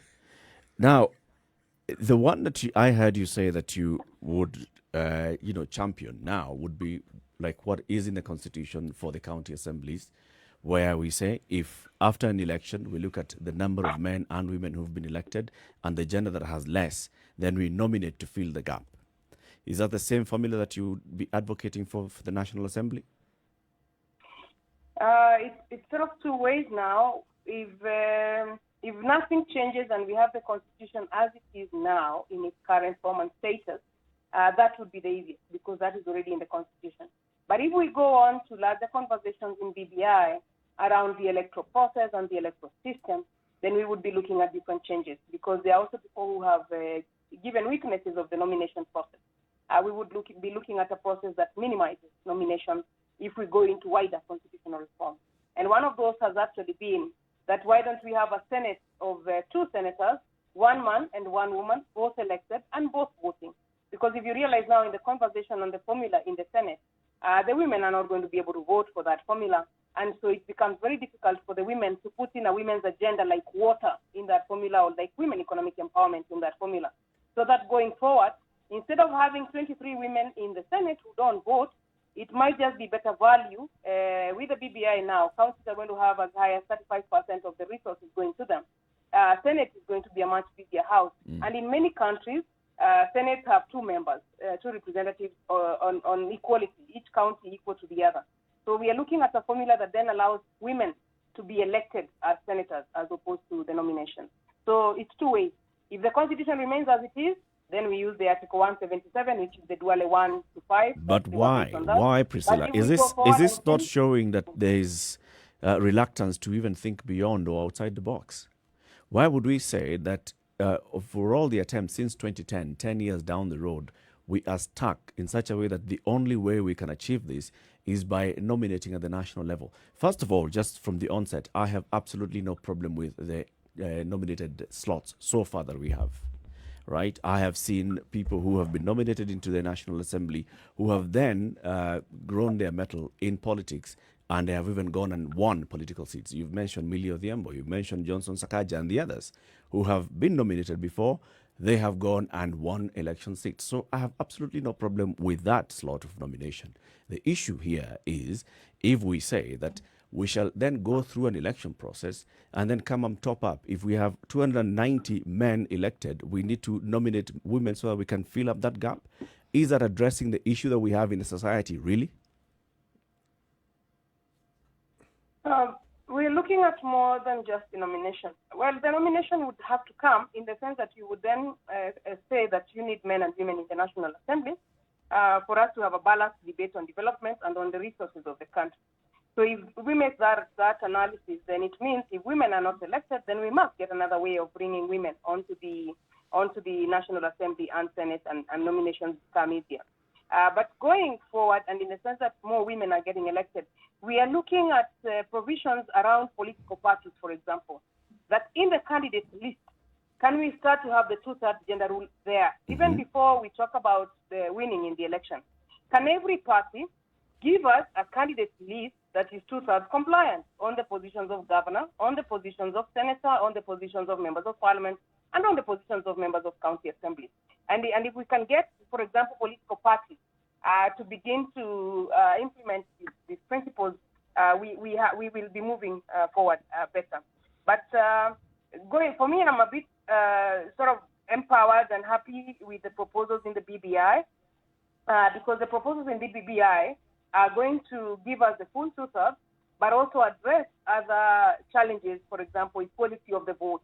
If we're talking about equality of the vote, the one man, and I personally like to say the one person, one vote, 1 shilling. That would then mean that the one person is both man and woman. That we address Article 81B, which is the two-thirds gender rule, and Article 81B, which is the equality of the vote, together as we discuss the matters of representation and equality going forward. We have made a strong case with the BBI on gender justice, building gender bridges. Don't just build community bridges. It has also to be gender bridges as well. So we are looking at a much better environment sort of going forward, having as many women elected, but where we then don't meet the two-thirds gender rule, where we don't get to 34%, then the rest can be filled by top-up. And I want us to just quickly say, because another criticism we receive is on the quality of leadership. We in the Women's Rights and in the National Gender and Equality Commission do it in 2 ways. The first debate is on the numbers. Because, I mean, even the quality of men is doubtful. So if we are talking about quality, let's not first talk about quality of women alone. Let's talk about quality of leadership after we have achieved the numbers. To achieve the two-thirds, and then get on to a very, very broad conversation on the quality of leadership. Because women must also offer quality leadership and value in leadership for more people to elect women. How is that going to happen? Because I'll give you a typical example. How is it going to happen, and what needs to be done to ensure that quality is maintained, achieved, and then maintained? Even to get, because if you're having those nominations, for example, and I kind of hear what Eric is saying at this point, because to then nominate, it's almost, I can see that you would then get it normalized so that you have, women in those positions. But to get women to come out of what could be a proverbial shell, to bring out the quality that is necessary to fill those positions, seems to be teeth-pulling exercises. I can't tell you how difficult it is to even get women to come into the studio to talk about issues that are pertinent, that are important. Women in positions of influence don't even want to come and have discussions. So when we're looking at a national level, how are we going to make it that you are bringing in quality, maintaining it, achieving it, if we can't even have conversations going? Yep. Yeah, that has been a bit of a challenge, but just like every skill every skill you could think of, skill is learned. Skill is it's an art. Leadership is an art. And so sometimes I feel like we are criticized heavily if you look at the political scene and see that some men have been around leadership for the last 30 years. I mean, women have just come onto the scene. So if you look, for example, at a refined legislator like Jim Orengo, it will take us quite a bit of time to get to the same refineness and to get to the same art. I mean, he does the art of leadership quite easily. I look at someone like Professor Anyang, I mean, just handling, I mean, he has problems with healthcare and all those other things, but the man is just breezing through leadership, you know. If it was a woman, look at how Governor Anwar Igoro he's hustled and harassed, and, you know, Governor Njilu, bwana maneno, makelele, vita, kila kitu. The men are just breezing through that leadership space. So we will take some time, and we are learning, and we are listening, and it's going to get better. I mean, some of our women who are now two-term, or second-term women, Gladys Wanga and Sabina Chege, are starting to get, and Rachel Nyamai are starting to get there. They are not at the James Orengo level, but, you know, sort of moving. So that quality debate is something that the women have taken up. And for me, quality must also be transformational leadership. There will be no reason to bring women to leadership for the same corruption, for the same ethnicity, for the same tribalism that we have always suffered. It must be that women are coming on to leadership to offer new values. And the new values must be around that women are going to manage resources better. Women are going to manage the space better. So that conversation is going on in the different circles. Tomorrow, for example, we have a long discussion on public finance management because women were absent in the debate on the formula. We saw Sakaja, we saw Mutula Jr., we've seen now Malala, and we've seen a lot of sort of younger male senators taking up the space on the formula, and we didn't see the women doing the same. And it comes down to skills, it comes down to learning, induction, and all that. So that we are handling. But I also want to say that the law, in terms of the reforms that we are looking for, is going to better the environment in this way. It will now not be possible to nominate someone who did not participate in the party primary. I think that affirmative action must be for those who are also trying to help themselves. And so now it will be a requirement that if you want to come on to leadership, even on nomination, you first go and take part in the party primary. Right. Unakuja na kura hata kama ni kura tano. Come with something. Don't walk here empty-handed. And also, the other thing is that we will have a vote received concept. We have been wasting a lot of votes in our electoral system. So we now want to move to an electoral system where every vote counts. And so when I come on to assist my party to win, I have actually done real work in the sense of the votes my party will receive. So we will now be sharing the nomination seat on the concept of votes received. Every party must go out there and actively look for votes, and the votes that you receive determine the number of seats that you get in the National Assembly for nomination. So that the women who want to be nominated must first go and help the party to receive as many votes as possible.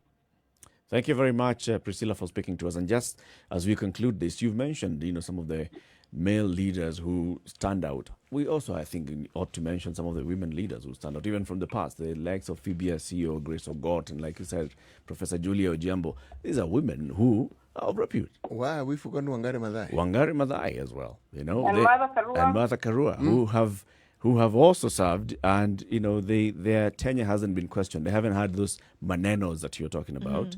Nobody has really questioned what they do and what they deliver in positions of leadership. But we have a way to go, and it's important that we continue having these conversations. We have been speaking with the Commissioner with the National Gender and Equality Commission, the Honorable Priscilla Nyokabi. Asante sana for speaking to us, and we wish you a great day. Asante sana, and please keep to their optimism. Sure. We will achieve this. It is taking us longer, lakini tutaipata tu. Yep, as Thanks, long as Priscilla. we think outside the box. Asante sana. This is The Situation Room, Kenya's biggest conversation, also on KTN Home. We will be back shortly.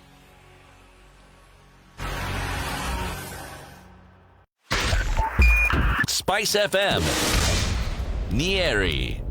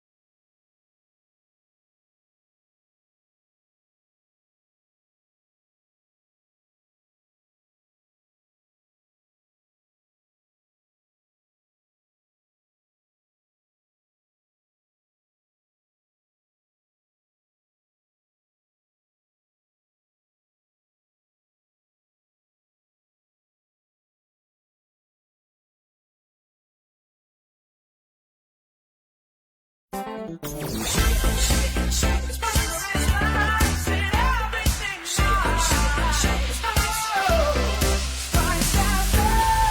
up your life. 2 minutes to 8 o'clock. We'll be having a different conversation in the next hour. Just quickly, what you make of what we heard from Priscilla Nyokabi City? Well, the thing is, every time the gender issue, anything to do with gender is discussed, the discussion tends to lean more towards giving women an equal opportunity, not men. And my mind went to what happens when you actually have a situation which is a complete inverse of what we currently have. More women in parliament, more women in jobs. Will this push for affirmative action be the same? Will women push that agenda as much as they're pushing for women? It will be men pushing the agenda.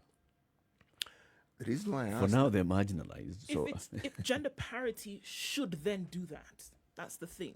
If it is true gender parity, then when you see Then an there'll imbalance be on no the other side, then there marginalization. should be that if you see that such has become, then the same should fight then for the balance on the other side. That's what true gender parity means. That's why in the beginning of all this, we said, unfortunately, people have taken gender equality to mean women's empowerment. And it's not necessarily It's the way it's just presented. that. Actually, where I was going with my discussion, I was saying that what should take center stage is who provides better leadership.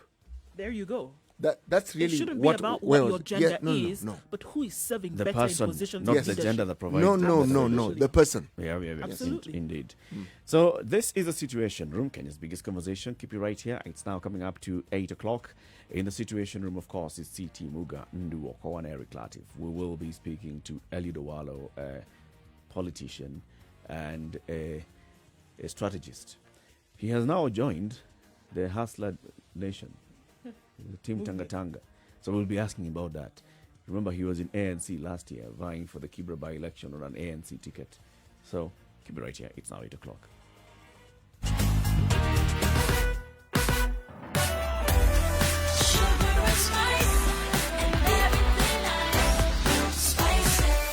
Spice up your life. 102.5 Spice FM, Kisumu. All right, let's look at what it looks like on the roads just now. We know that Mombasa Road and Thika Road today are an absolute mess. And there was an accident right around Siokima on Mombasa Road and several casualties, unfortunately. Approach with caution. That is if you're inbound to the city. Outbound, not too much of a problem. But we know that the expressway and the works having happened there, causing some traffic all the way from the Nyayo Stadium roundabout all the way towards Westlands. Coming into the CBD from Thika Road at the Pangani underpass is where you have a bit of a shocker. And so it's a bumper-to-bumper situation there, not getting in as quickly as you'd like to. Coming off Langata Road and Gong Road looks good. It's not too much of a problem as you get into Valley Road and then into the CBD. All right, so we know, I'm going to remind you as many times as I can today that the industrial area will be no-go zone tomorrow. The traffic will be crazy. Lunga Lunga and Jogo Road from industrial area will be closed because of roadworks to extend to a dual carriageway rather. So you've been warned in advance. Spice of MKE, you're stuck somewhere, let us know. We'll find an alternate for you, or at least keep you company while you are.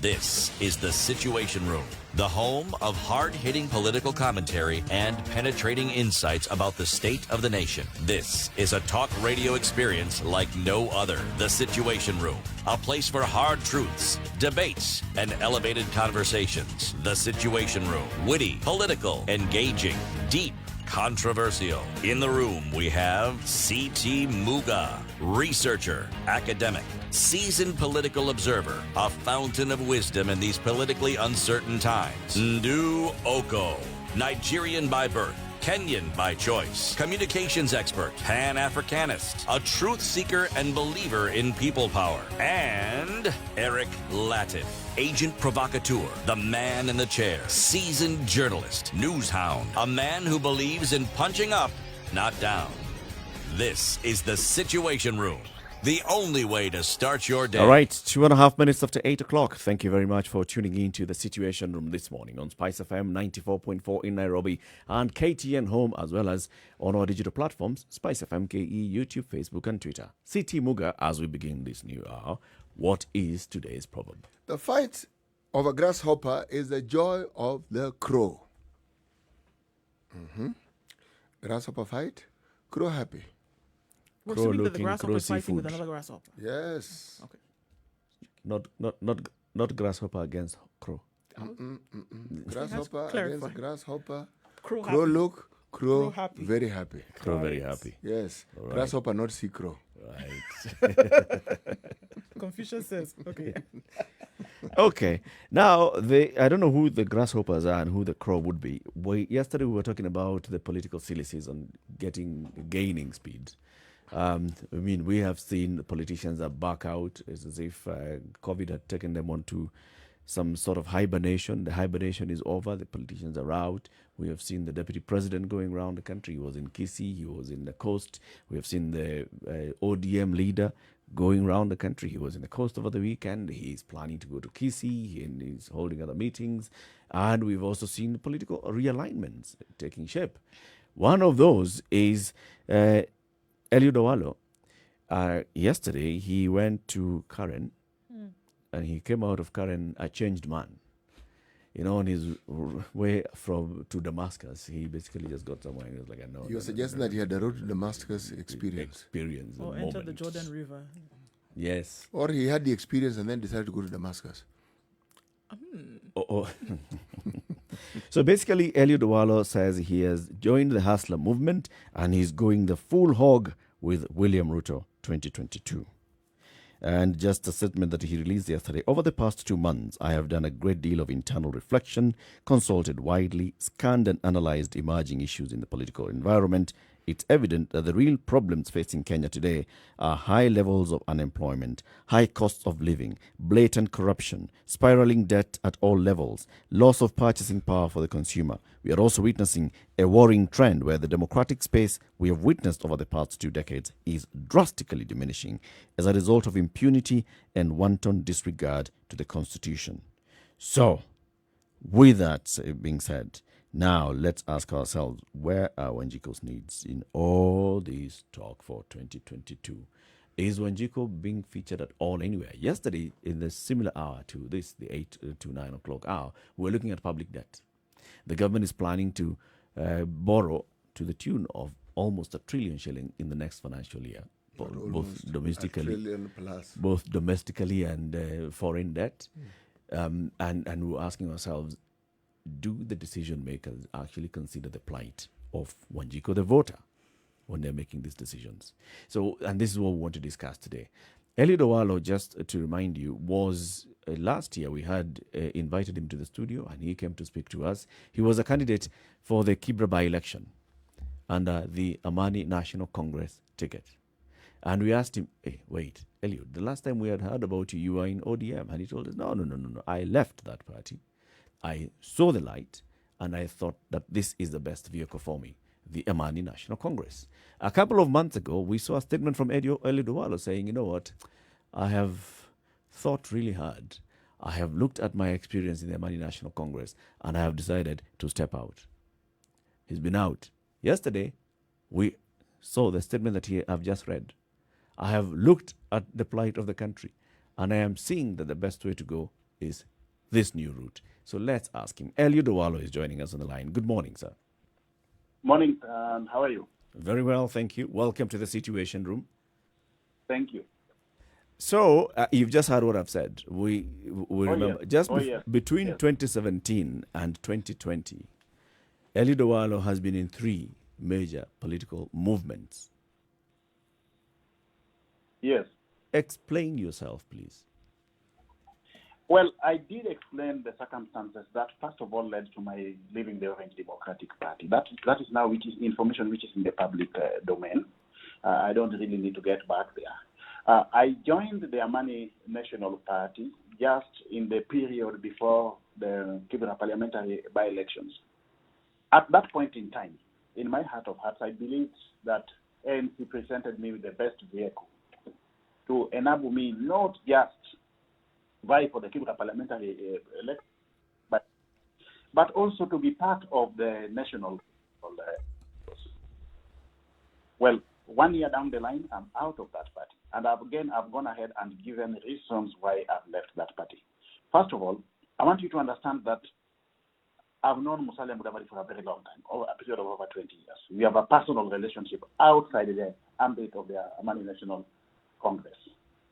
Now, the way we were conducting our affairs within the Amani National Congress Party, perhaps in my view, was not the best way to progress forward.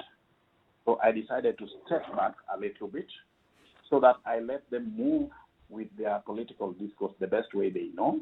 And of course, with all due respect, also maintain the professional relationship that I've had with Honorable Mudavadi over a period of time, which is over 2 decades.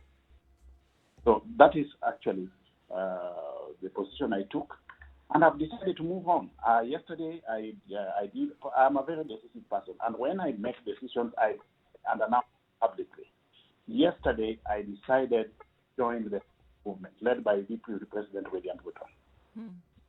And my decision is informed by several fundamental issues. One, I believe that we need unity of purpose in this country. Today, our national political fabric was on the brink of collapse. We are witnessing a situation where political formations are being built around tribes in the guise of the BBI. It's basically political mobilization for 2022. And from where I sit, I don't need to be a rocket scientist to see that 2 or 3 families are working on a scheme to rotate leadership of this country amongst themselves. And personally, I cannot subscribe to that school of thought. I believe our constitution is very clear. I believe that each and every individual in this country, if not even tribal groupings, should have an equal right to ascend to the leadership of this country at all levels. If you look at what is going on in the name of the BBI today, I believe there's nothing wrong with our 2010 constitutional dispensation. The challenge we are facing is lack of implementation and a leadership deficit. That is why there is this guise that there are certain fundamental weaknesses in the 2010 constitution. If you ask me, as at today, most Kenyans are not even fully or adequately sensitized on what our 2010 constitutional dispensation entails from different perspectives. And here we are going around telling people that we must change the constitution. So, it is my belief, considered belief, that all this scheme about the BBI is about creating positions for individuals. So I ask myself, if our interest is really national unity, assuming we expand the executive, for example, we have a president, a deputy president, or even 2 different presidents for that matter, a prime minister and 2 deputy prime ministers, those are 6 individuals. The best that can happen is that these 6 individuals will come from 6 different ethnic communities. What happens to the other 40 or so communities that we have in this country? So I think it is a lopsided argument. It does not hold any water. And I would rather be counted on the side of Kenyans by identifying with somebody, a leader, whom I believe can put Kenyans together irrespective of our ethnic origins. This is the deputy president. Yes, I believe that. I've looked at his...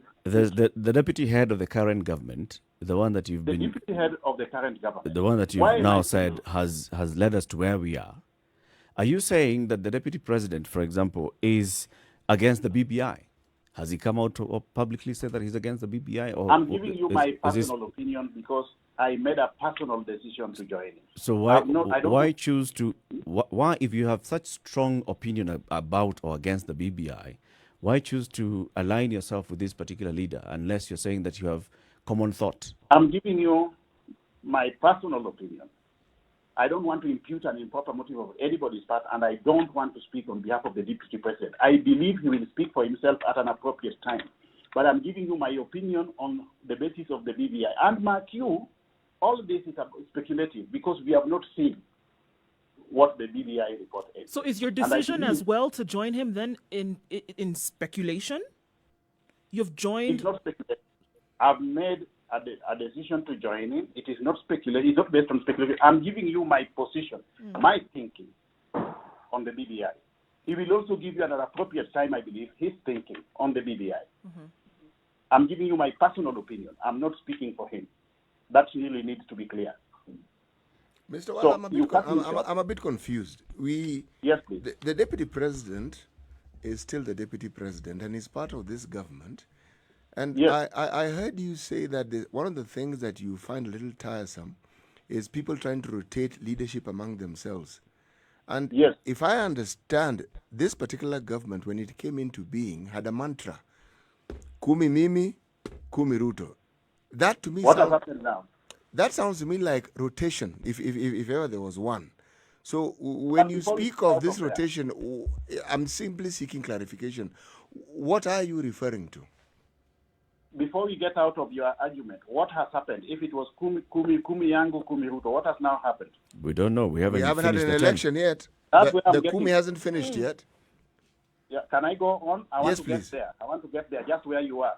Yes. You see, there has been this argument that we need to restructure the executive to widen the participation of Kenyan tribes within political structure. I don't really subscribe to that of thinking. In my understanding, what brings about tensions, every other election cycle, is the culture of political deceit that we have witnessed in this country since independence. They supported Kenyatta. Immediately after independence, Kenyatta threw him under the bus. Mbuya stood with Kenyatta against Jaramogi. You saw what happened. He faced an assassination. Yeah? Later on, Njonjo stood with Moi. He was thrown under the bus. Immediately Moi became president. Raila stood with Kibaki in 2002. Kibaki sidestepped him immediately after the elections. Ruto has stood with Uhuru 3 times. In 2002, in 2013, in 2017. And there's this analogy of Kumi Yangu, Kumi Ruto. What has now happened? It is the same culture of political deceit. These are the fundamental issues that we really need to discuss. These are the facts of the case. So then... So let us not use weaknesses in the constitution as a scapegoat. Oh. It is the culture of political deceit that is deeply embedded within our political fabric. That's what we really need to address. And instead of politicians, in my thinking, getting into contracts with themselves, let us have certain formidable contracts with the Kenyan people. You ask me, our challenges, as I said yesterday, is employment, high cost of living, spiraling debt, and of course with the net effect that the loss of purchasing power of the consumer. These are the issues that we need to address, and we need a leadership that can be responsive to these challenges. And for That is what? my thinking. And based on all of that, from what you're saying now, is essentially that the current deputy president would then be able to deliver these things that you see as issues to the Kenyan people? I'll go ahead and qualify that. Yeah? I've watched Ruto's politics. First of all, starting by supporting Uhuru in 2002 against all odds, because the mood of the country then was for change. Nobody wanted anything to do with Kanu. He stuck with Uhuru. I've watched Ruto going against the grain again in the year 2007, sticking his neck out for Raila Odinga. I've again watched Ruto supporting Uhuru Kenyatta in both 2013 and 2017. So I believe that he's somebody who is nationalistic in his politics. I will not belong to a political ambit where you have tribes being put together against other Kenyan tribes. We are all Kenyan, and we need one united country moving forward. So let us be part of a political formation where each and every Kenyan has got an opportunity to belong to. Are you saying that opportunity currently doesn't exist? It doesn't exist. Where does it exist? It doesn't exist. Look at the Jubilee establishment itself, all the way from 2013. Okay? There has been the issue of exclusivity. That was a fundamental issue. Immediately, Uhuru Kenyatta formed this government in the year 20. And of course, Ruto was not part of that government. It was a fundamental concern. I've sat down with William Ruto, and he has assured me that he is willing to reach out to each and every Kenyan, each and every community, to be part and parcel of his government. Look at the faces which are now coming in his formation. We have people like Senator Mudama, former Senator Hassan Omar, people like Boni Aluale, Kenyans from all shades of life. I want to be part and parcel of this national political discourse through a truly national political formation. You've said just now Not that tribal entry. in 2013 there was exclusion when Jubilee took over power. Come again? You're saying that in 2013 there was exclusion. yes, this current government, I mean, the 2013 Jubilee government was from their own exclusion. We cannot run away from that. There was the perception, largely, that the government was being constituted by people from two ethnic communities. Okay. So when you've had the conversations with William Ruto, does he explain what was happening then? Does he say how you ended up having that exclusion that you could clearly see? Yes. If I put myself the other side, I think William Ruto is fairly in a difficult position today, because the way the current government affairs are being conducted is not the same way they conducted their government affairs between 2013 and 2017. So I would not really blame him for the acts of omission within the current government since 2017, because we have seen a situation. I'm actually asking about 2013 to 2017, because that's when you say that there was glaring exclusion. That time you were a member of the CORD coalition, which was more inclusive, I'm sure you'll say. But then you're saying the Jubilee government was exclusive. And I was part of CORD then. Yes. Now, I'm talking about the 2013 to 2017, when you have just said when the deputy president had more say in the government than he does now. How does he explain that exclusion when you have those private conversations with him? You see, at times mistakes are made, Latiff, in the past, but you use those as lessons learned that should inform future planning. I've had extensive discussions with the deputy president, and he has assured me his government is going to be an all-inclusive government, and telling all members of all Kenyan communities, and also addressing the fundamental issues facing the country, starting with youth and women empowerment, inclusivity, putting in place an appropriate policy and regulatory framework that will ensure that there is good governance. History, given me that. History in this country has taught us that the promises politicians make usually tend to be just that, promises. Because if we talk about the Jubilee government and the promises they made, whether it's of the laptops, whether it's of the stadiums, whether it's of many of these industrial parks that were set up, I mean, there's job creation. There's no shortage of promises that were made that have not been fulfilled to date. And it appears that with the time left before the next election, they will not be fulfilled. And the deputy president happens to not have been, is part of that government that made these promises. So if he were to make new promises, how would one be convinced to believe in these new promises when the old ones had not been kept? You know, our past experiences should always inform the actions that we take moving forward. Perhaps the deputy president himself, in his thinking, has also realized that he needs to reach out to people who are not necessarily part of the Jubilee political formation. And that's why you see him reaching out to people who, by and large, have been part of the CORD coalition or the NASA coalition in the recent past. That will actually entail a paradigm shift in the thinking within his political circle. Let's talk about the politicians and what they want to do for the electorate. And this is the person who's actually putting them in office. When we had a conversation with you, when you came to visit us in the studio last year during the Kibra by-election, you told us, when you visited us in the studio last year, you told us that you believed that Musalia Mudavadi, the leader of the ANC, was the only political leader who had the interest of Wanjiko at heart. And I want to play that clip so that you listen to it, and then you tell us what is it that has changed now from the only political leader then. My party leader, Musalia Mudavadi, is on record perhaps as the only national politician who articulates issues which touch on the interests of the common man-age. Whether it is issues of corruption, wanton corruption at higher levels, whether it is issue of spiraling debt, the position of my party leader on issues of corruption, issues of effective debt management, issues of unemployment, issues of spiraling inflation and the net effects, most people living below the poverty line, is very well registered in the public domain. He is on record today as the only politician at national level who stands with the common man, actually the last man standing. Do you have a new man standing, Elliot? It's the same man. Now, the issue here is plans, political plans, and even economic plans must be followed to a logical conclusion. They require action plans. one of the biggest challenges, which even actually informed my leaving ANC, is the level of indecisiveness within the party. Okay? And I don't want really to go into too much detail because Musalia is somebody I've got a lot of respect for. But I believe that in politics, you have to be decisive. There is never a perfect situation or a perfect decision in politics that you'll make which is risk-free.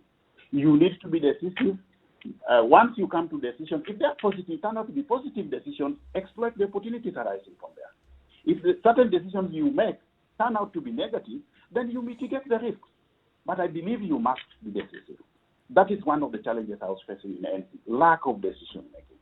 But I still want to go back to that, Eliud. What has changed between an individual? It's not about decisiveness.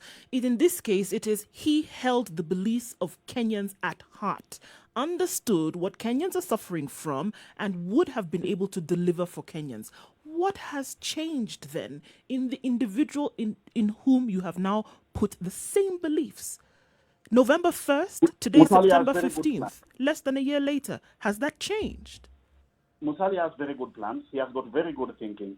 But I'm sorry to say this, he does not follow up his arguments to a logical conclusion. Was that your thinking on the 1st of November when you made the statements that have just been played? You see, I've never worked with Musalia in a political formation. So then how were you able to have such beliefs about him so strong in terms of what you said? Your conviction was very strong. You used words that would have described somebody that you believed would have taken this country to the next level. And here we are, September 15th, less than a year later, and you're saying something totally different. Now, if Kenyans are listening to you about the decision that you've made today, don't you think it would be a bit flip-floppy in their minds about what decisions are being made on a national level? I'm not flip-flopping. I want you to understand the type of person Nduh Okoh is. I'm a very decisive individual. And I believe in action. I believe in progress.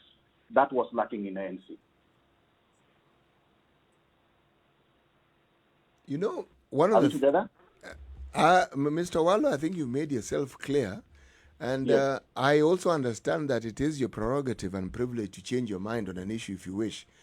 However, even the changing in itself in this country that we live in, it's something that happens all the time. Political leaders change positions, change parties all the time. So that is not unusual. But now, getting back to the person you know best, Nduh Okoh. Yes. I'm not saying Musalia, the person, has changed. Yes. But I'm saying his style of doing politics, perhaps, is not in tandem with what I would wish to see.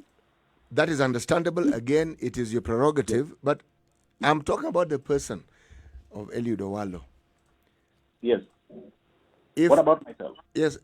If Mr. Okoh is to present himself as a credible candidate for whatever seat he may seek to see, he may seek to vie for,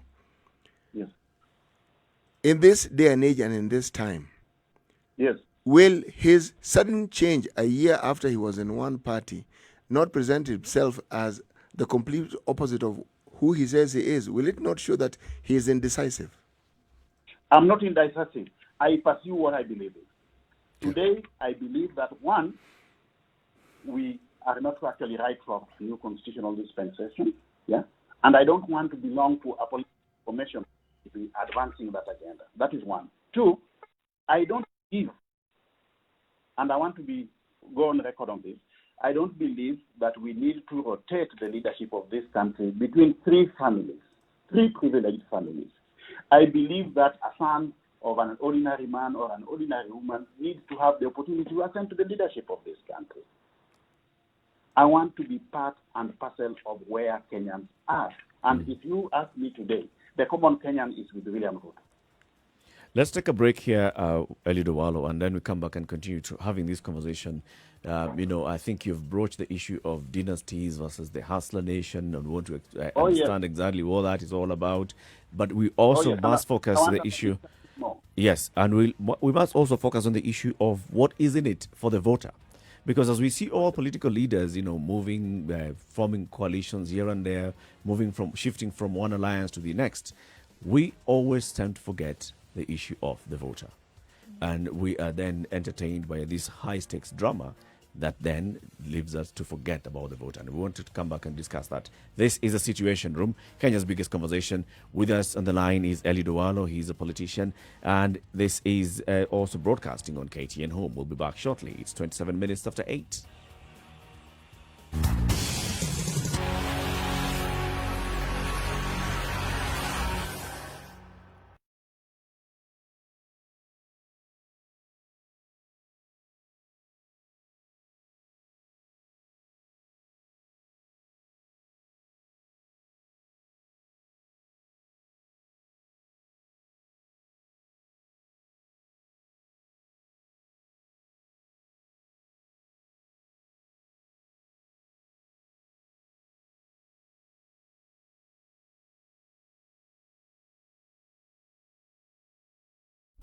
Classic soul, R&B, smooth jazz, neo soul, and nostalgic ballads. Make some noise. Yeah! You're listening to Spice FM.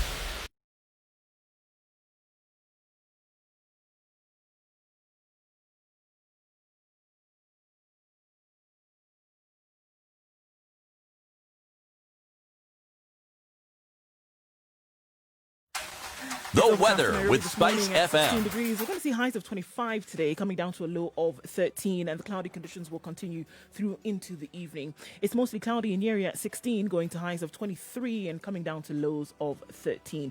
24 will be the high in Nakuru today. Mostly sunny conditions currently at 15, coming down to a low of 11. Mostly sunny conditions in Eldoret at 16 degrees. Thunderstorms are forecasted for later, with highs of 22 and lows of 11. Kisumu sunny at 21. It'll go to highs of 28 and come down to lows of 18. Partly cloudy conditions in the afternoon, as is in Kakamega, where it's sunny at 19, going to highs of 26 with rainy conditions later on in the day. It'll rain at the coast, and this is in Mombasa specifically. Later on, highs of 29, currently at 26 degrees. Mostly cloudy in Malindi at 26, going to highs of 28 and lows of 24. It's partly cloudy in Kampala at 20 degrees, going to highs of 27 and lows of 15. And patches of fog in Dar es Salaam as usual in the mornings at 26, then inviting the rains to highs of 31 and lows of 22. Joburg is mostly sunny at 14, going to highs of 26 and lows of 13. And finally for now in Lagos, it's showers still in 28 degrees, lows of 24, and the rain will continue through till Thursday.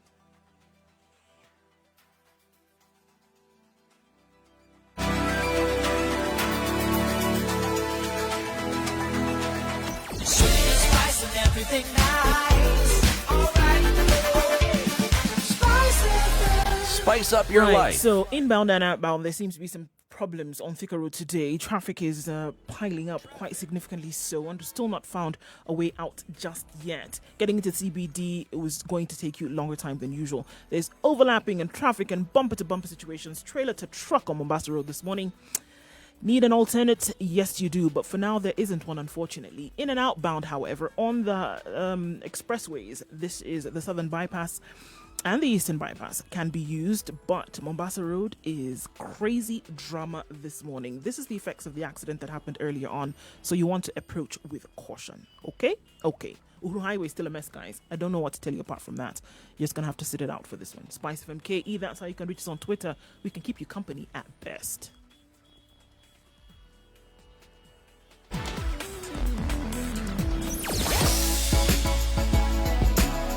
Spice and everything nice. Spice FM. Spice up your life. Mature, intelligent talk every morning. Spice up yourself.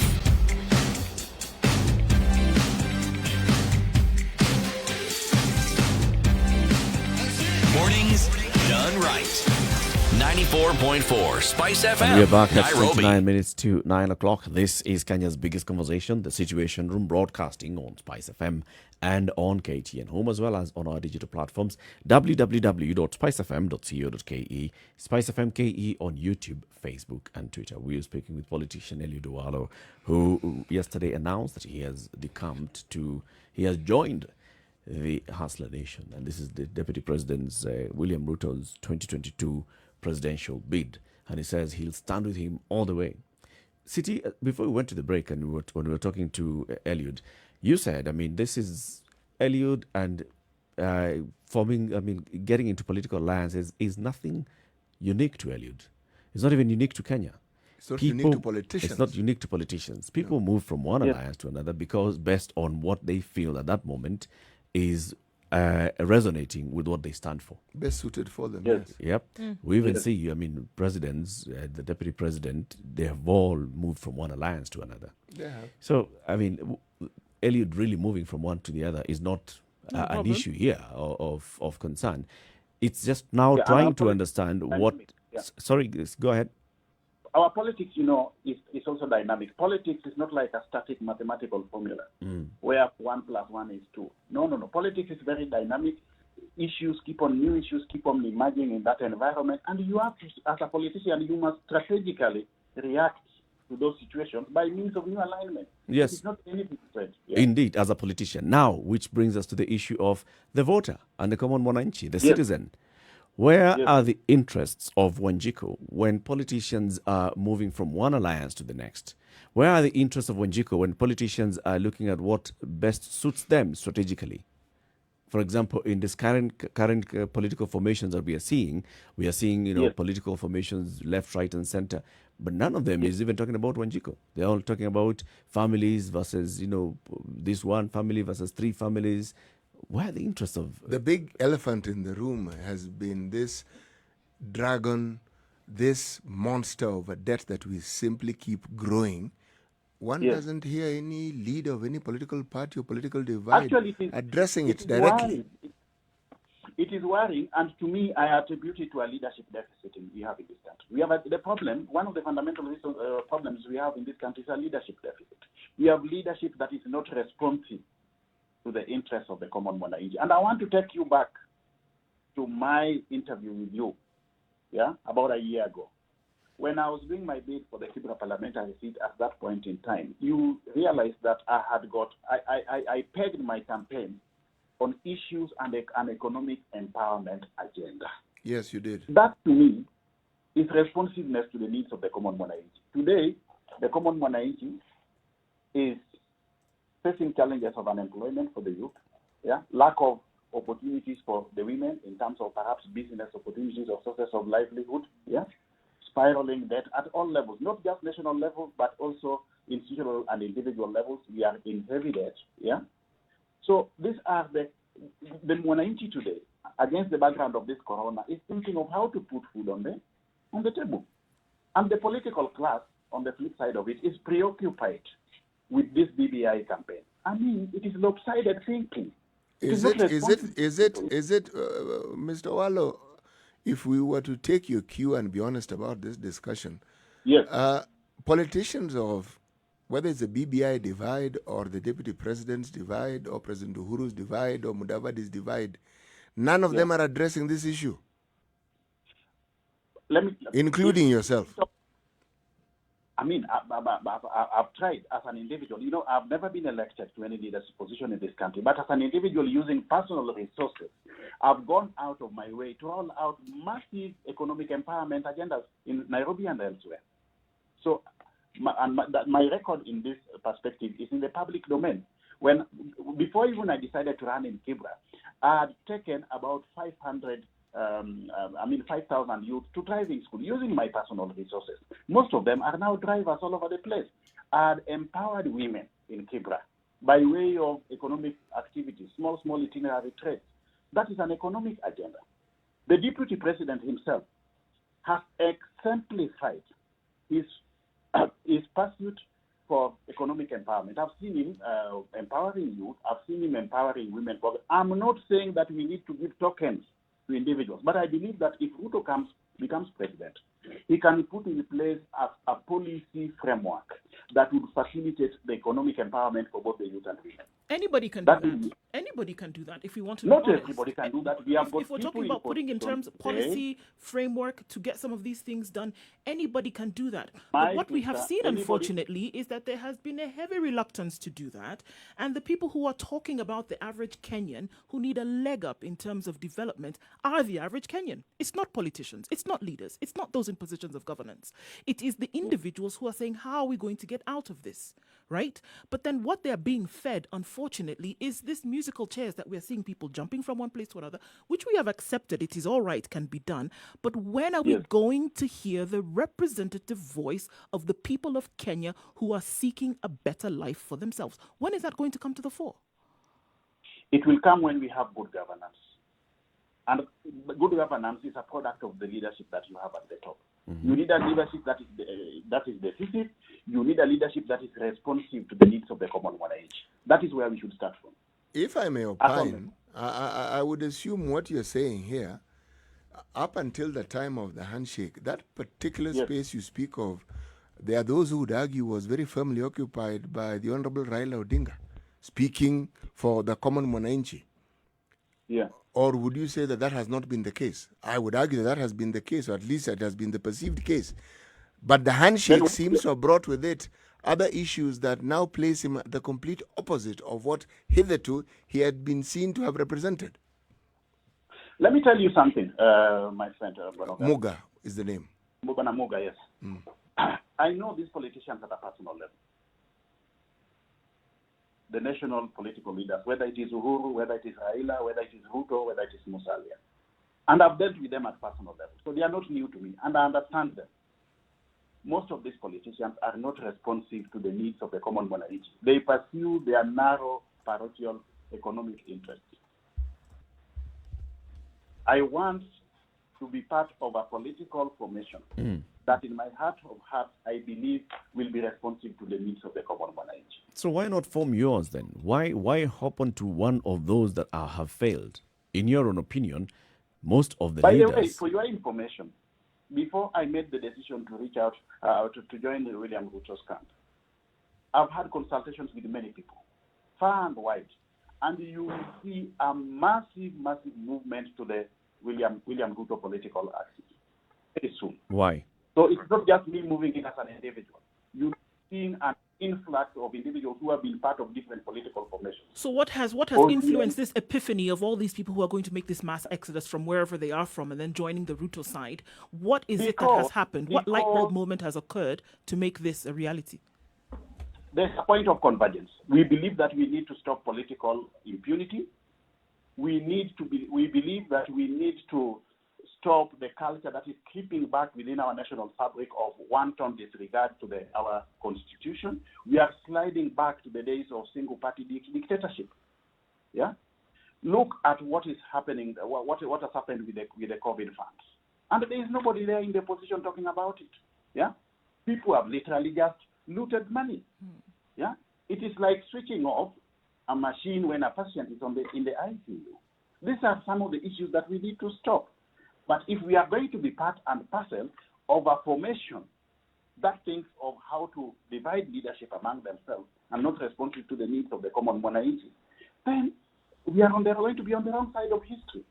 I want to be part and parcel of a process that will identify with the majority of Kenyans. And I believe today, William Ruto, like all of us, I'm not perfect. William Ruto may not be perfect. Uhuru Kenyatta is not perfect. All the other politicians are not perfect. None of us as human beings are perfect. But I believe where we are today, to get us out of the current political morass and economic quagmire, we need a leader who is decisive, we need a leader who is proactive, and we need a leader who is responsive. Do you think you could be such a leader, Eliud? Do you think you could be? I'm asking if you, hold on. I'm asking about you as an individual. Do you think you could be this leader? Because everybody that right now is sitting in that position, as Eric has said, has failed. Let's just be honest. In terms of delivering these things that you have just said now, have not been able to deliver them. Do you think you would be able to do that? I'm not negating my capabilities. I believe I can pursue my ideas to a logical conclusion, but we have to be practical.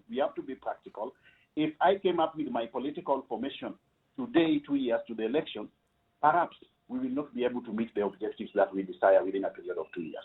I would wish to be part of a bigger team, but brought together by a convergence of ideas and convictions. That sounds good, Mr. Wallo. In the history of this country, we've had really major scandals, and we've had the opposition speak about it, point it out, even when this current government was in power. There are many things that have happened under their watch that have been spoken of, but to what end? the reason why I'm asking this is, when we talk of the ills of this country, we cannot divorce the deputy. We cannot divorce the deputy president from those ills because he is the deputy president. Neither can we divorce the president himself. Yes. Because it is a joint president. You see, the reason why I'm bringing this thing up, I'm simply trying to say this, that yes, there is need for change, and one has the privilege and the choice of determining where it is their political path should head. But the reality of our situation is, if we were to go by track records, I would be hard-pressed to say that the leadership that you're speaking of so highly presents a sort of confidence that one has, that one would like to have in feeling that this is a person who has demonstrated his ability to actually lead well by doing the things he has said. All we hear is more promises, Mr. Wallo. How do you entertain more promises when others which had previously been made were never kept? I want to give you an example of myself. I believe I'm a responsive leader, if I'm a leader. That is. You are a leader, Mr. Wallo. Yeah? I believe I'm responsive. I want to give you an example of what I've done during this COVID period.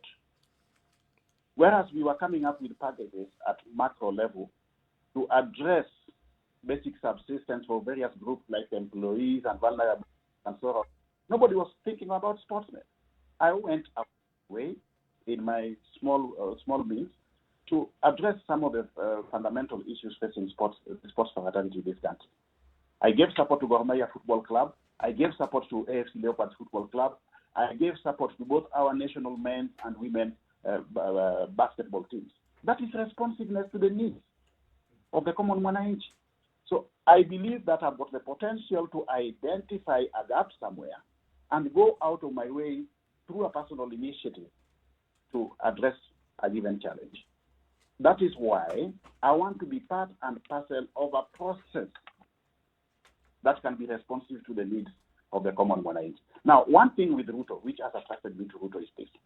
He listens, he shares ideas, and he believes in participatory leadership. The much I know about it. I've worked with all these politicians. I know them at a personal level. Most of them are not responsive to suggestions, and most of them don't listen to advice. I want to work with somebody who listens to advice. I've seen that in William Ruto, and I believe we can make a good team together. Okay. What would, I must ask also, how, I mean, looking at how things have progressed over the last 3 years, in terms of looking at the way things have progressed over the last 3 years and how your politics has evolved, your politics has elude, and then now moving into the future with the decisions that you've decided to make, again, against the background of what Kenyans are looking for. If the position changes, or if you get in and you realize that maybe the sentiments that you have now would change, what would your reaction be? You know, my sister, I'm one person who is very decisive. But ordinarily, before I arrive at any given decision, I adopt a participatory and consultative approach within whatever political formation I am in. I don't ordinarily just walk away in a huff. Mm-hmm. I try as much as possible to explore the available opportunities to sort out some of those issues internally. When you see me jump ship, that would mean that I've exhausted all the available opportunities to address some of the challenges I'm facing within that political formation. And whenever I make such decisions, some of them are painful decisions, some of them are very difficult decisions, I come out and I announce them publicly. But the starting point is to explore ways and means of addressing those issues internally within whatever political formation I am in.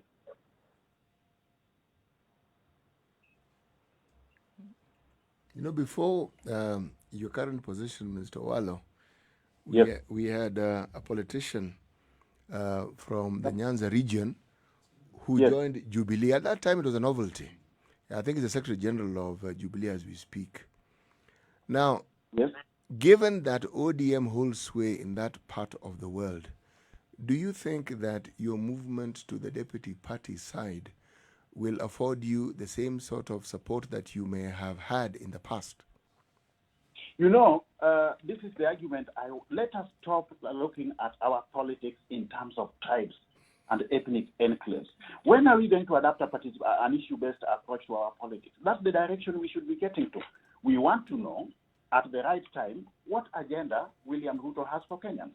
We want to know what agenda the other presidential candidates will also have for Kenyans. And it has to be an agenda that is responsive. We should stop looking at leaders from economic lenses. And I believe you asked me this question when I was at your station when I was running for the Kibera parliamentary by-election. Yes, and I did. You remember you did? I did. And I did tell you at that point in time that I was not in the Kibera parliamentary race based on some ethnic stronghold. I told you that my stronghold at that point was the ideas I had and the agenda that I had for the people of Kibera. Well, I still stand by that position today. Mr. Wallo, I think it is a good thing that you have a stand on the matter, and that is something that is laudable. Why I ask the question is that I assume that given that politics is, as is known to many, it's supposed to be a competitive sport, if I may use that analogy. And if one wants to win, one chooses what can best make them win. And to say that we must move away from tribal politics, it's like asking a horse to fly. In this country, us moving away from tribal politics. Unfortunate situation. No, it isn't unfortunate. It's a realistic situation. We will not move from our political... Realistic but unfortunate. You see, even if there is an understanding that other people who don't come from our so-called ethnic backgrounds may not necessarily be the people we want, we start our political thinking from our ethnic backgrounds. That's how we are as Kenyans. I want to take you back a little bit. Yes. I don't think I'm going to work, I've decided to go and work with William Ruto because I want to get a political position within his political formation. Okay? I must be, of course, I am having personal political interests. But if I wanted to be in politics just to get a political position, I'll just go sit down with him, sort out whatever issues we have between the two of us. And as is the norm, I would get back to Kibera or anywhere else for that matter to get elected in Luo Nyanza if I was subscribing to that school of thought. There are certain ideals I hold very dear, and I will not bend my convictions and beliefs just because I want to get elected to a given political position. If I'm elected, it would be good because I'll have a political platform to enable me advance my agenda. If I'm not elected, so be it. That will not be the end of the world. I'll pursue and continue pursuing what I believe in from other perspectives. Actually, I just want to go back to that point that CT is raising. You managed the CORD election in 2013. Yes. You are also senior in the NASA election campaign in 2017. Do you believe that this country is totally held under the yokes of tribalism, that there is no way people can vote based on anything other than tribalism? In 2002, Kenyans overwhelmingly voted for Kibaki against current President Uhuru Kenyatta. It was largely an issue campaign because Kenyans wanted change. Okay? Mm-hmm. We are in another point of transition, and I want to draw a parallel between what is likely to happen in 2022 and what happened in the year 2002. We are going to witness a situation where Kenyans will say, we need a break from the past. We need a paradigm shift. I mean, our political space has been preoccupied with same faces, year in, year out. Why can't we have some new faces in the leadership of this country?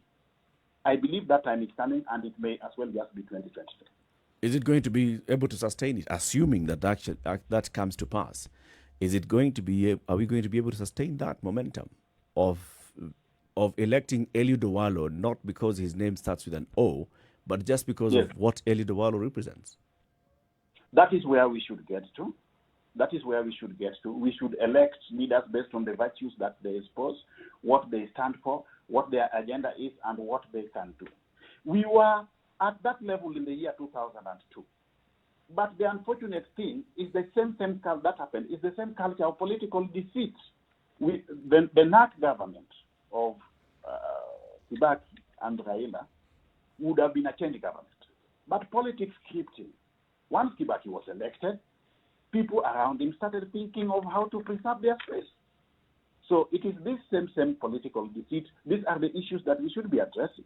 Let us not be blaming the Constitution. There is nothing fundamentally weak in our current Constitution. We should be looking at ourselves in the eye and say, let us discard the culture of political deceit and conmanship. I'm actually driving to that, and thank you very much for walking right into it. So, if in 2002, and you are also, not just an ordinary voter, even in 2002, if that was, if this is what was happening, if this is what was happening in 2002, in 2007, and in 2013, and in 2017, why haven't we seen formations that are actually advocating for votes based on ideology, votes based on principle, rather than votes based on tribe? You have headed 2 campaigns of those 3 that I've mentioned.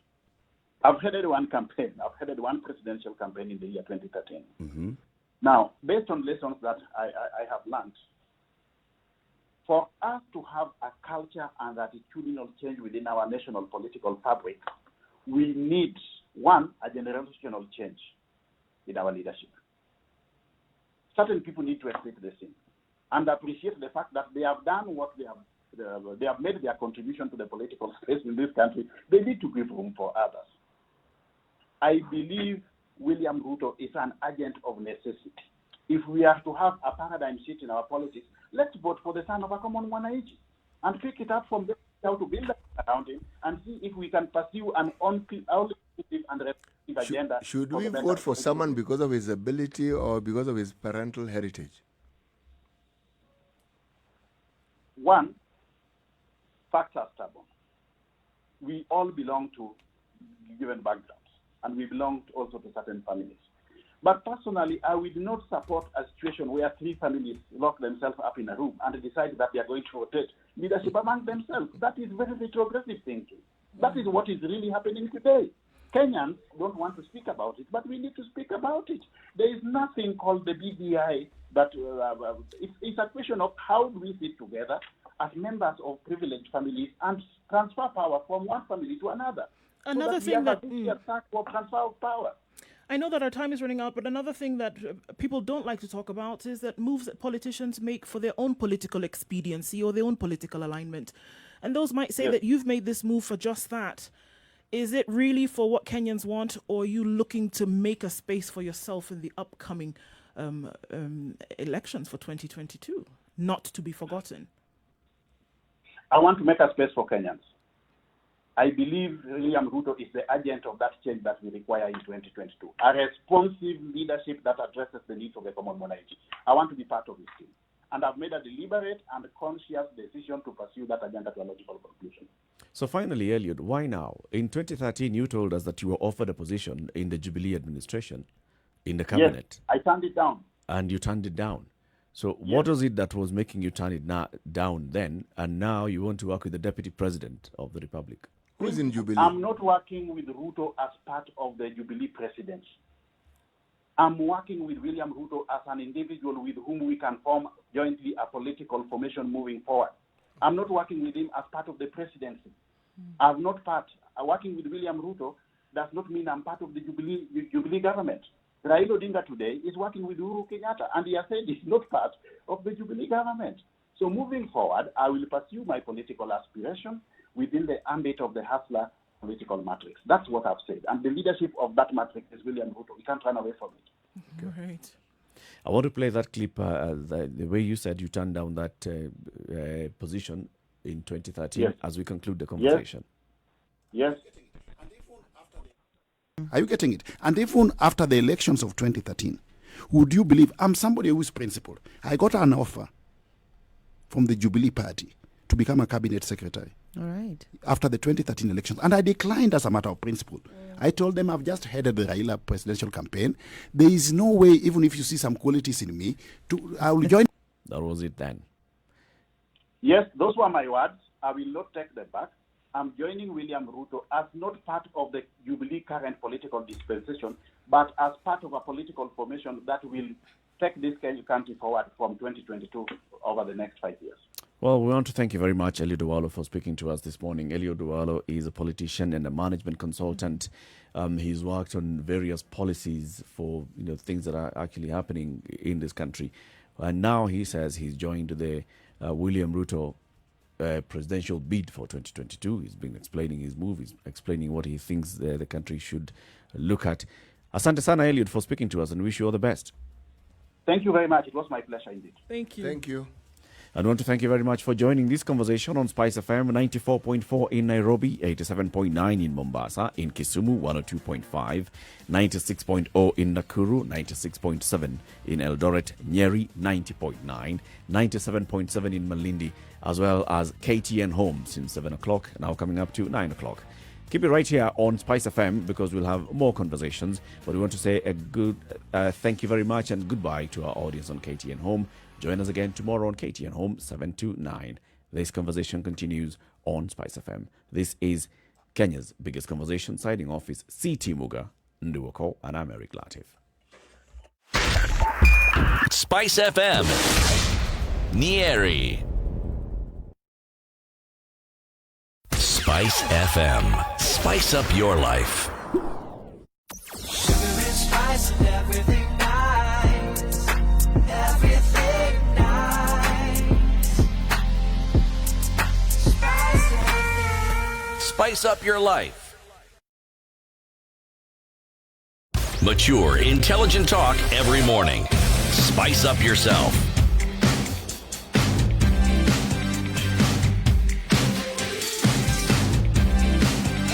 Mornings. All right, so it's now coming up to a minute to 9 o'clock. City, maybe you remind us today's proverb as we go to the top of the hour.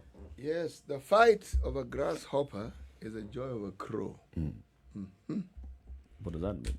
Well, you don't involve in fighting. It occupies your entire mind. And you don't even notice if there may be any harm coming your way. So if you were a crow and you saw two grasshoppers, why don't we just make it 3 grasshoppers having a little tiff? My goodness, they wouldn't even see you swooping down on them, would they? It's like food presenting itself to you. So completely distracted. Completely the whole distracted. issue here Is the fight. Is the fight that is distracting them from watching over the Yes. bigger enemy. Yes, yes. So if you're distracted, just know that the crow is going to Yes, swoon in on the you. crow will swoop in, and this applies to politics as it does in everyday life, devoid of politics. All right. Keep it right here. More conversations continue in the next hour. This is the Situation Room. It's now 9 o'clock. Sugar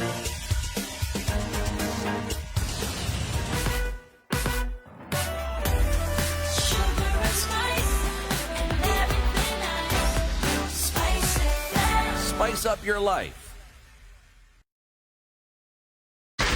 94.4 Spice FM. Nairobi. All right, guys, jam, Traffic. and nothing to go with it, unfortunately, on the roads in Nairobi today. Bagathi has joined the foray now. Bagathi Way, absolutely not passable this morning. For some reason, we don't know. It's bumper to bumper, and that's coming off of Langata Road. And then, unfortunately, it's going to join with the roundabout at City Mortuary. So oncoming traffic from Gong Road, then leading down towards Valley Road. I'm already tired thinking about it, but this is what we're facing this morning. Mombasa Road, also a mess. Coming off of Thika Road is bumper to bumper. It's everywhere you look, more or less. Sorry, I don't have better news. I know it's Tuesday. Didn't expect this today, did we? No. But we're going to have to go through it one way or another. If you find an alternate, a longer route, possibly the eastern and southern bypasses, yep, you can use those. Spice FM KE, let us know what you see and we can help someone else at some point. No? Yes.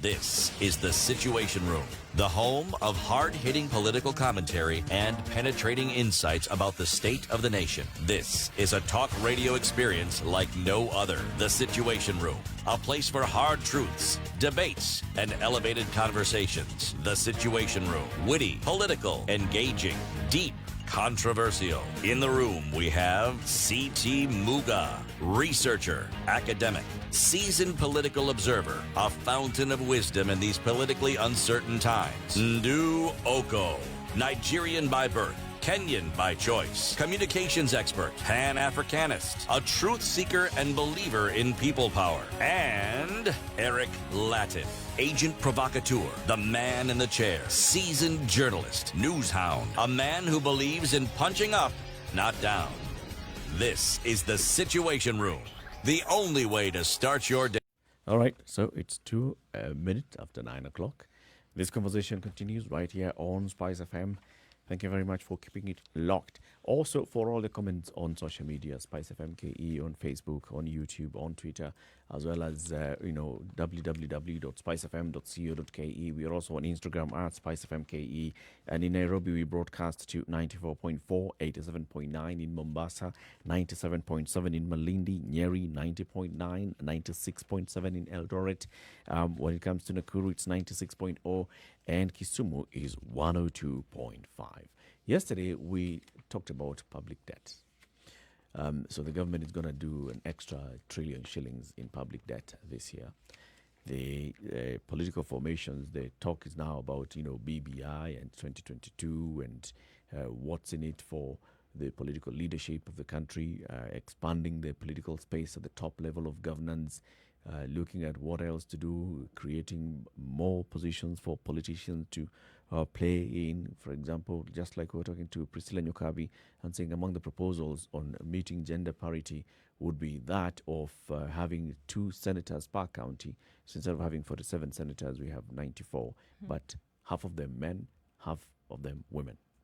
So it's all about, the politicians. The issue that affects the citizenry is often not being discussed. For example, the Federation of Kenya Employers released a report the other day, and it was also covered in yesterday's papers. And they were talking about the number of people who've lost their jobs. And this is only based on statistics from the Federation of Kenya Employers, which looks at their members. And these are those that are in formal employment. Those that have gone to register with the Ministry of Labour and said, we want to declare the redundancies for these positions. Those ones are the ones we are talking about. Many jobs, of close to 1 million. Many others have lost their sources of income. Many who had opened businesses are unable to sustain their business. Many who even try to come up with businesses. Actually, I've seen a story. Is it in the Nation today or the Standard? Well, one of them that's talking about this person who came up with a brilliant idea to set up a water company in Ngong, and the kind of levy that they are charged, that you're charged just to run this company, just to run that business, and how much you end up paying is so much that really, as a new entrant into this business, you are not going to be able to survive, right? And I think it's actually in the Standard today. Is a Financial Tuesday. Should be in the Standard, story in the Standard today, and others such stories. So when people are trying to think of what can I do to make ends meet, those conversations are not being supported by conversations at the national level in terms of national leadership. Those conversations are not being followed up by the national leadership. So we are left to our own devices, so to speak, as politicians think about what is going to work and what's not going to work in 2022 going forward. Where should we be taking this discussion, CT? On the one hand, I would argue that we actually spoiled for choice as to where to take the argument. But then there's the issue of the reality of our situation. I'm taking this to the discussion on tribalism that came up when we're talking about the issues of politics with one Mr. Wallo. See, in my view, the mistaken perspective is that tribe is a factor of language and perhaps the geographical area that one comes from. But if you look at the discussion that we are now undertaking and look at the definition of tribe again, then you'll find that perhaps the more realistic perspective on tribe should begin with just identity. People who have a similar identity will of necessity form a tribe. And what is the commonality may not necessarily be the language, but rather the environment. Like I could argue that Parliament is a tribe who look after their own interest. That's what tribes do. Senate is a tribe. A group of people who come together and have a similar interest can be a tribe. It doesn't necessarily mean that you have to be from the same place. Yes. Yeah. If you look at the cabinet, tribe. Now, why do I say this? This is in response to the question that you've asked. You see, when you understand a problem, and we have correctly said so over and over, that the problem we have is one of tribe. It is, but not the way we think it. Not really. That is not where the problem lies. It isn't as though the solutions are not known. It isn't as though what ought to be done is not known. All these things are known. And what needs to be done is also known. We also know that there are problems with the will, political and otherwise, individual and otherwise, competition otherwise. We also know that individual interests will trump everything. We know all this. But the thing that underpins it is something we've discussed time and again in the studio, and it's called impunity. When it becomes part and parcel of the national fabric and the national ethos, then instead of providing an answer, I would ask a question. How on God's good earth did we get here? So that we substituted values that are supposed to be progressive and useful, and which guarantee that the welfare of every individual is at least given a glance, not even a look. When you substitute completely, then what on earth are we supposed to do? Because that's where we are. What are we supposed to do? Every time you turn, just when you think that these scandals had come to an end, just when you think, another one rears its head, and you're worse than the one that you were with. You're left with the Gosh situation. The World Bank suggested that one of the things we should do is discontinue some of these projects that we had. Now they estimate that $1 trillion shillings, which would otherwise go to these projects, which have not been completed, have not been started. Some with supplementary budgets have had money which was budgeted for them taken away from them. Industrial parks that have not been completed, meaning the goal for which they were intended have not been reached. So what was the World Bank suggesting? We halt Just or stop, we... don't bother. Don't stop planning to put more money into it. This World Bank, guys. No. The same ones for the... Same. What was it in the 90s? You're talking about structural adjustments. Structural adjustment programs. Same. Good. Now we are between a rock and a hard place. But the truth of the matter is this. If you simply look at the development plans that we had, again, we've had that discussion here, long term. 8 years is long term. If we were manufacturing at the rate we had planned to manufacture, it means that our GDP would have increased. Yep. If all those plans, and they were not supposed to take 8 years, they haven't taken the time that they were supposed to, they're not functioning. So what we have is a net loss as opposed to a net gain. So in this instance, when they say stop, I would argue they're telling us to actually do the obvious. If it has not worked this long, what makes you think that if you put more money this year, when you have an election just around the corner, that it's going to work? I think it just calls for an honest audit. It doesn't mean that it has not worked. That's not the point. The issue is you have not made it work.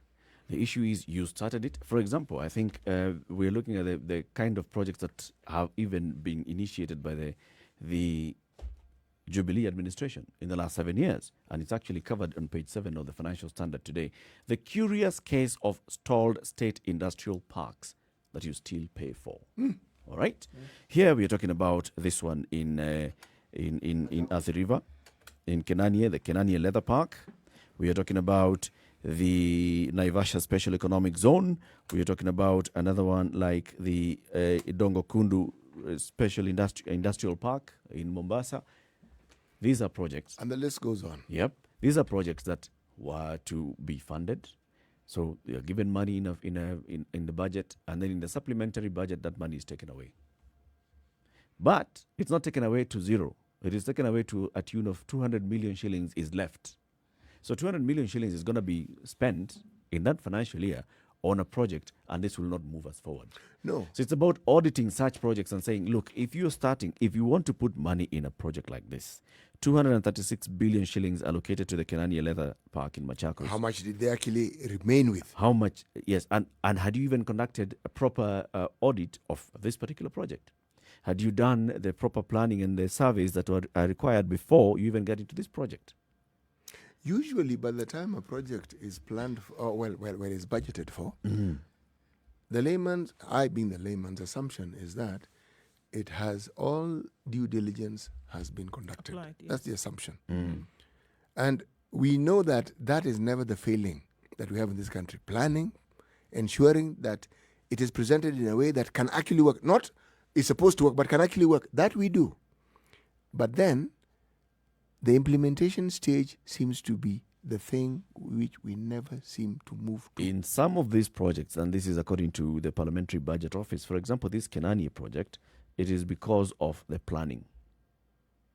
One of the main issues that we have was in the planning stage. came up with this 500-acre project. The construction of the Kinani Leather Park had to be started all over again. The land was inappropriate. With drawing up of a revised master plan after heavy rains in 2018 rendered 60% of the land unsuitable. Well, the same thing happened with the Machakos Industrial Park. So is this not even at implementation? But Eric, let me ask even that. before. Eric, let me ask the Studies that question. did not take place to make No. sure that it was sustainable. Did you not know? Then would you not be able to make any predictions that then the land then would not be sustainable for such projects? Are we saying they didn't know this was a swamp? That's what I'm saying. That's what we are saying. That's what we're saying exactly. And I'm There's a saying study they that knew. should have been done. I am saying they knew it was a swamp. So the problem was Who even knew? before The implementation. planners then. knew. So then the problem was And they way before deliberately went implementation. ahead with this project so that they can do this and then start all over again. Thank you, sir. So it's the merchants, basically, who were just playing this game. Yes, they knew this was a swamp. It's not that they didn't know. Swamps are known. I mean, it's not as though you can hide a swamp. And a swamp is not created overnight. No. You can't wake up, this place was not a swamp, tomorrow it's a swamp. Swamp, yes. It's as much as the naked eye can see, actually. Yes. Even during the dry season, the vegetation in a swamp will indicate to you with clarity that this is a swamp. So you didn't conduct feasibility studies and then you started the project. And this project is given a budgetary allocation. Actually, this project is, first of all, approved at cabinet level. So that then it gets budgetary allocation in a financial year. And then you start a project, you get to a point you realize, oh my goodness, 60% of this. Eric, there's that bit. They even start the project. Yes. It started. There's money here allocated to the project. And I think what the realization was not brought forth, this is my own thinking. It rained. Yes. And so the swamp went back to factory setting. Nature told you, oh, wait. Sorry. This is not what I intended. This one was meant for frogs. Another, yes, botanical creatures. Now. So you see, these are 3 projects that we're talking about in the last 7 years. Yes. All right?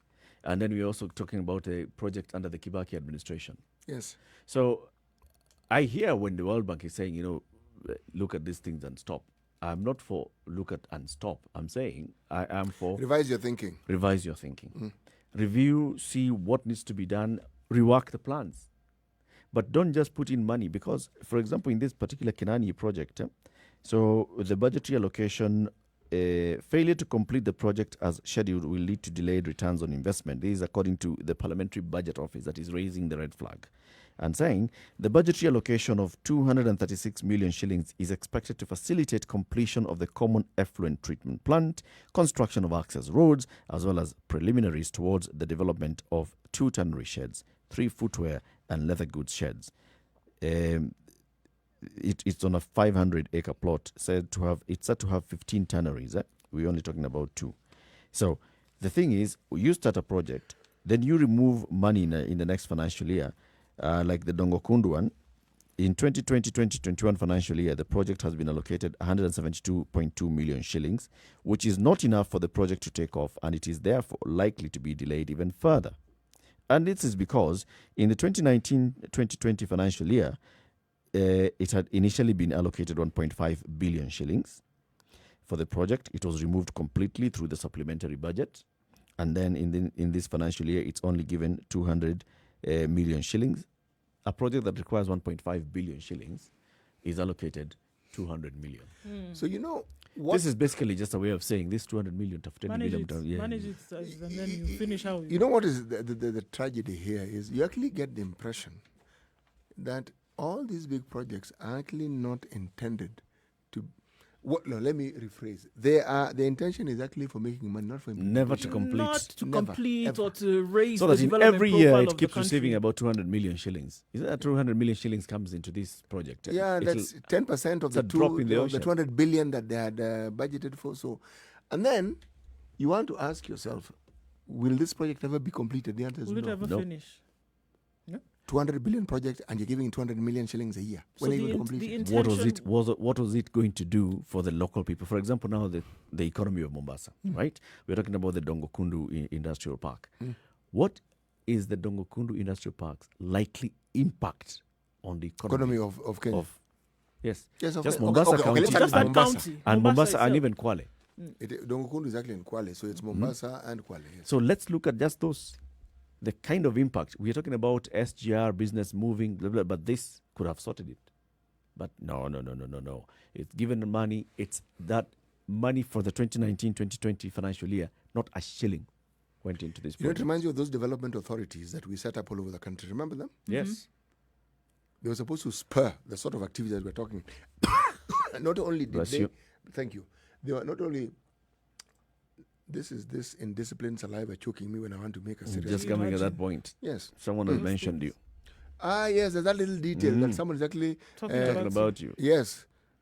Now you sit here and say, "Manini, that's." But you know, then it begs the question through all of this, then, with all of these projects around the country, from county to county, from town to town.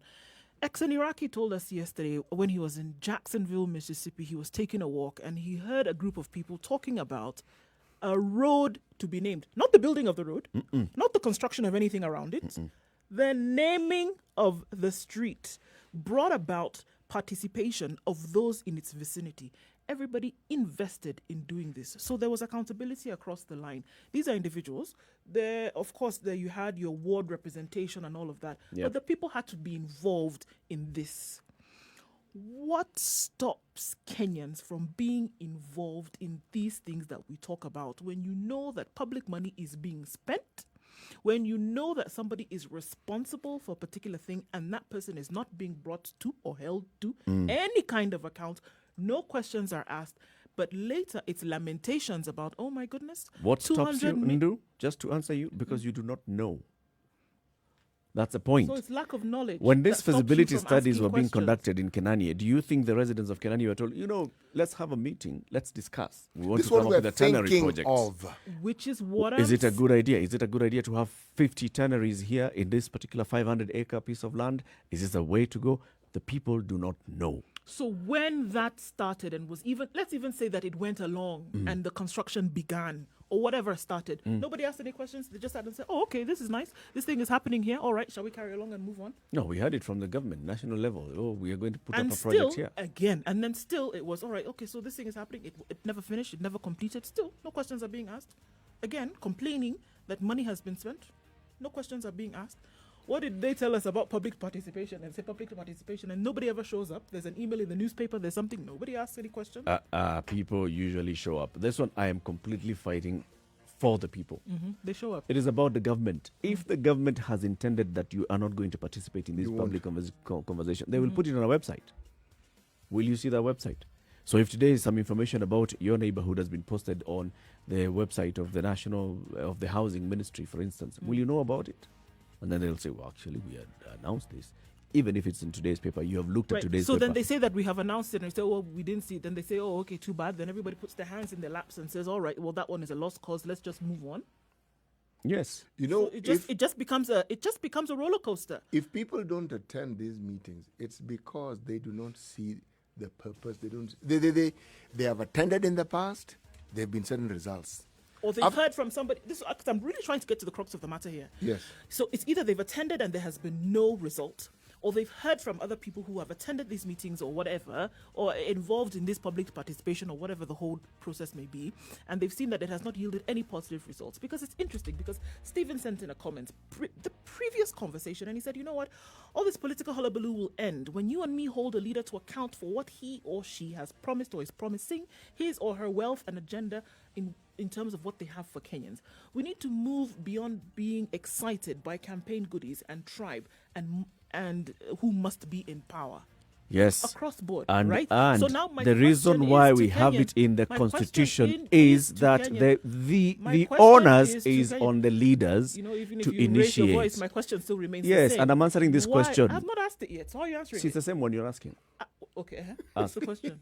Do you see now? Why is it that when you do not participate in a public participation forum, How is it that Kenyans are going to hold their leaders to account? How is it that when you come up with a project, these projects that we talk about that have stalled, that have been said stop, how is it that Kenyans will now hold their leaders to account? now can I answer the question? That one. The reason why it's in the constitution, the issue of public participation, is for that, holding leaders to account. And the onus starts with those in leadership positions to initiate the process of public participation, and then the citizens participate in public participation. Once that has happened, then the citizens are aware about this project. Then they will continue holding the leaders to account about that particular But project. you just said Let's that take they a break. do that. Take a look they at do whether that for the purposes of people to not participate. You've just the said it. leadership, yes, and that's where now I'm saying the problem comes from that. It starts from that point, the leadership. If the leadership does not do it, does not initiate proper public participation, it's not going to happen in the best interest. Those people in Jacksonville, right? They're not the ones who decided, there was leadership that said, there's a proposal to rename a road. Can we participate in this? Can we discuss? It starts from leader, people participate, people give their feedback, people hold the government to account going forward. Let's take a break, take a look at the weather, and then you come back and have this conversation. I'll give you the example of something that I actually heard happening in one of the counties in the country. Spice FM, Nakuru.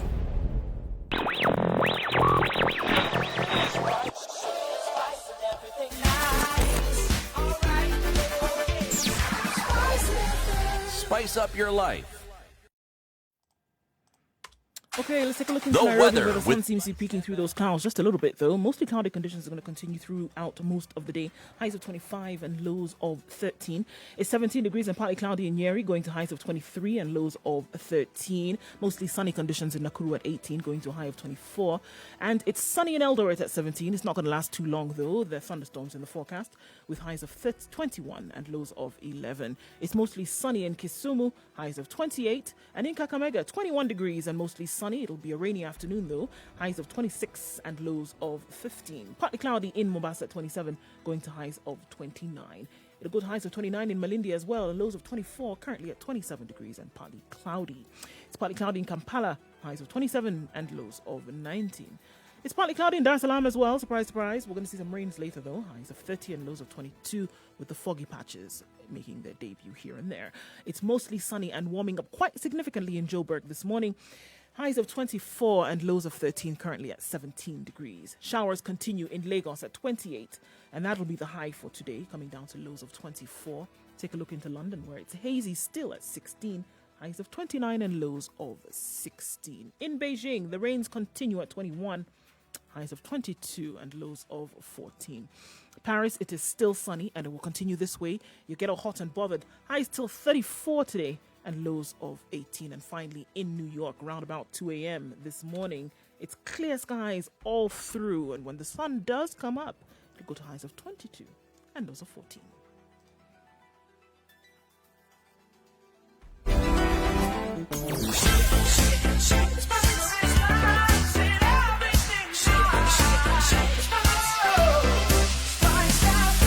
Spice up your life.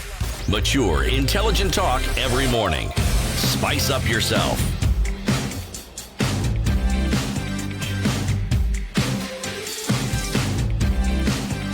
Mornings done right.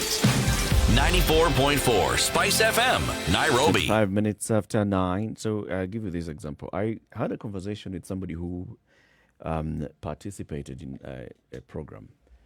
The government of Makueni County had received some money from a donor organization. And they had, of course, put in a proposal, we'd like to do 1, 2, 3 things for the people of Makueni, especially having a project around Water Township. This is the headquarters of Makueni County. The county executive, led by the governor, their thinking was what people need here is, street lights and proper lighting for nighttime operations. But they said, you know what, we already have that structure going all the way to the village level, to local level, where people participate, and they are the ones who decide what project they want. So they called in the people and they said, this is about the amount of money that we have received, and these are the donors, they're here, and what would you like to do with this? And unanimously, the people said, we want you to improve our market. Lights? Nope. Not our problem. We want you to improve this market. What do we want? We want bigger stalls. We want better sanitary facilities around here. We want proper drainage system. We want water harvesting. We want better tanks so that we can have more running water around the market. Once we have finished that, then we shall discuss about lighting. Our immediate need is this. And that's what the money was dedicated to. People were happy.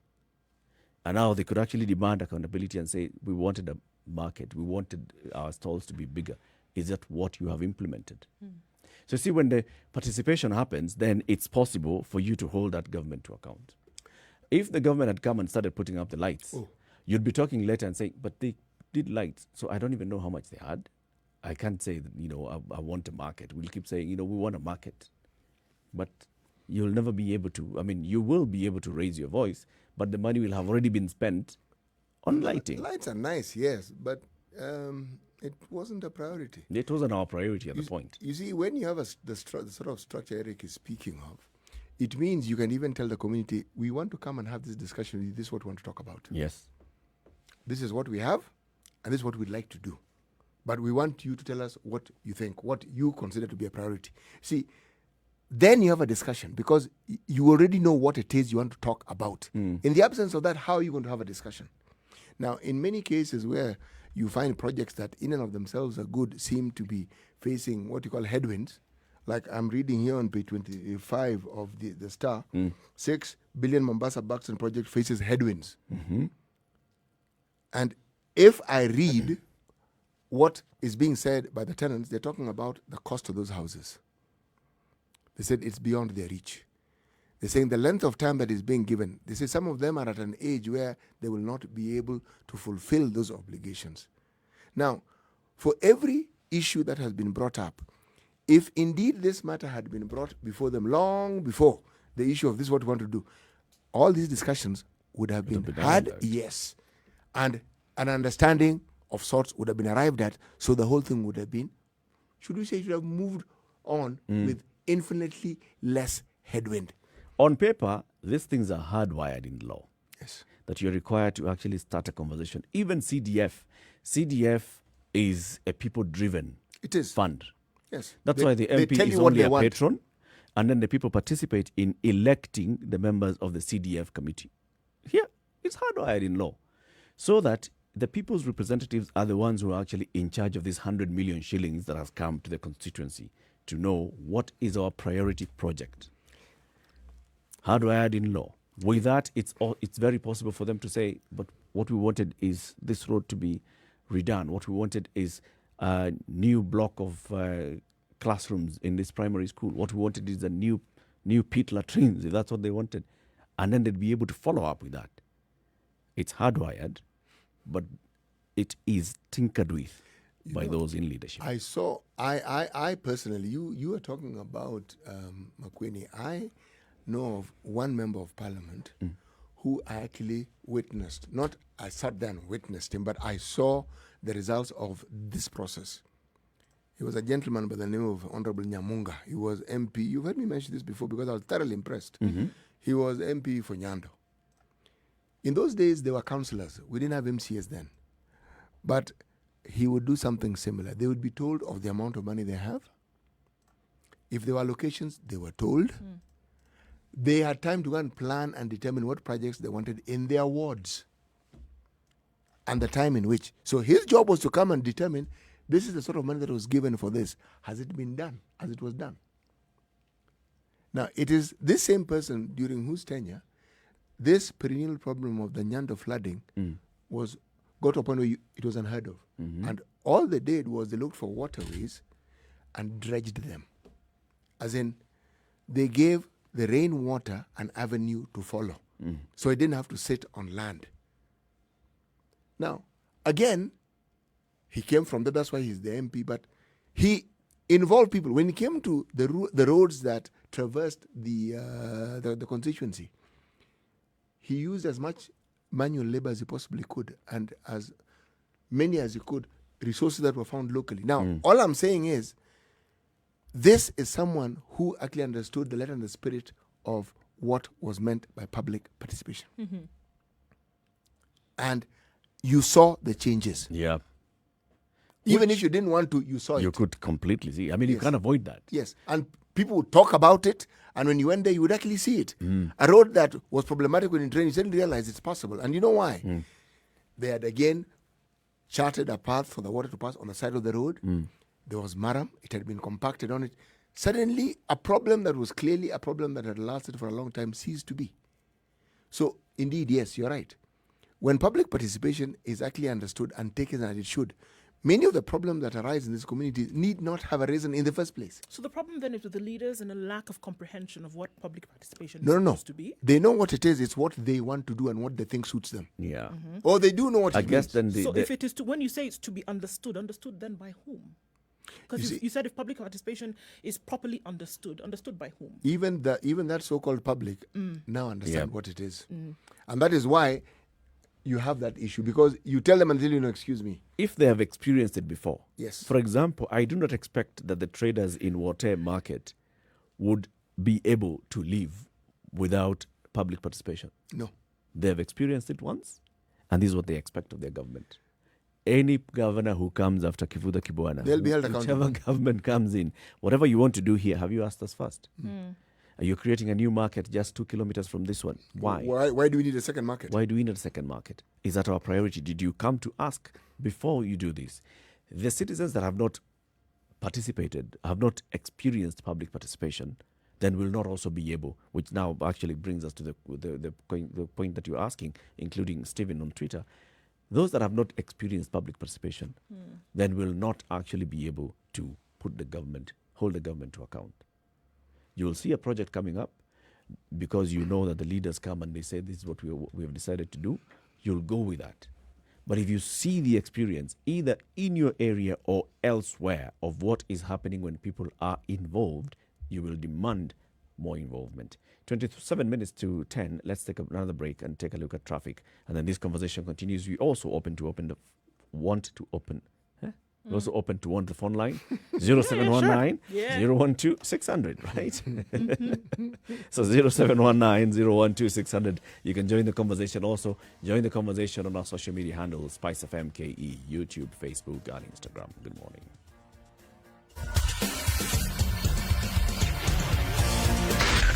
Spice FM, Nakuru.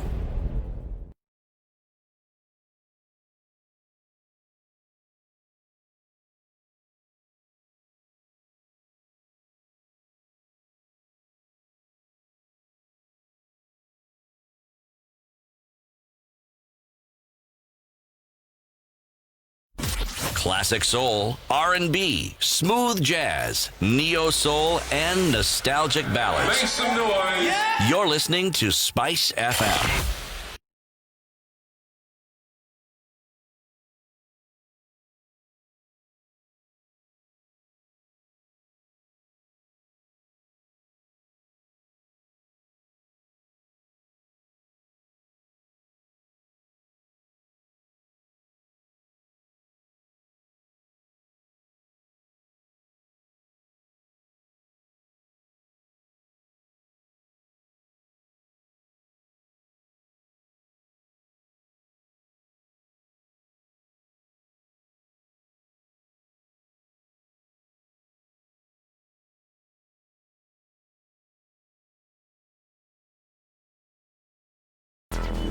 Traffic. Okay, looking a little bit better across the city. Coming off Mombasa Road, still going to give you a little bit of a hiccup as you approach the Nyayo Stadium roundabout, but then going towards Uhu Highway and then out towards Westlands, it should not be too bad now. Mombasa Road, and then coming into the city from Thika Road as well, looking much better, guys. I think we're officially out of traffic hour, but there'll be some pockets here and there. Again, tomorrow, Lunga Lunga Road, Likoni Road, and then feeding into Jogo Road will be closed off for some road construction. So plan ahead of time. Use alternate routes where you can. Let us know what you see. Spice FM KE, that's how you can reach us on Twitter. And we'll see how it goes.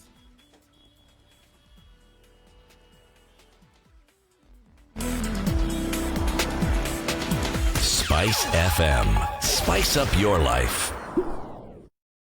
Mature, intelligent talk every morning. Spice up yourself.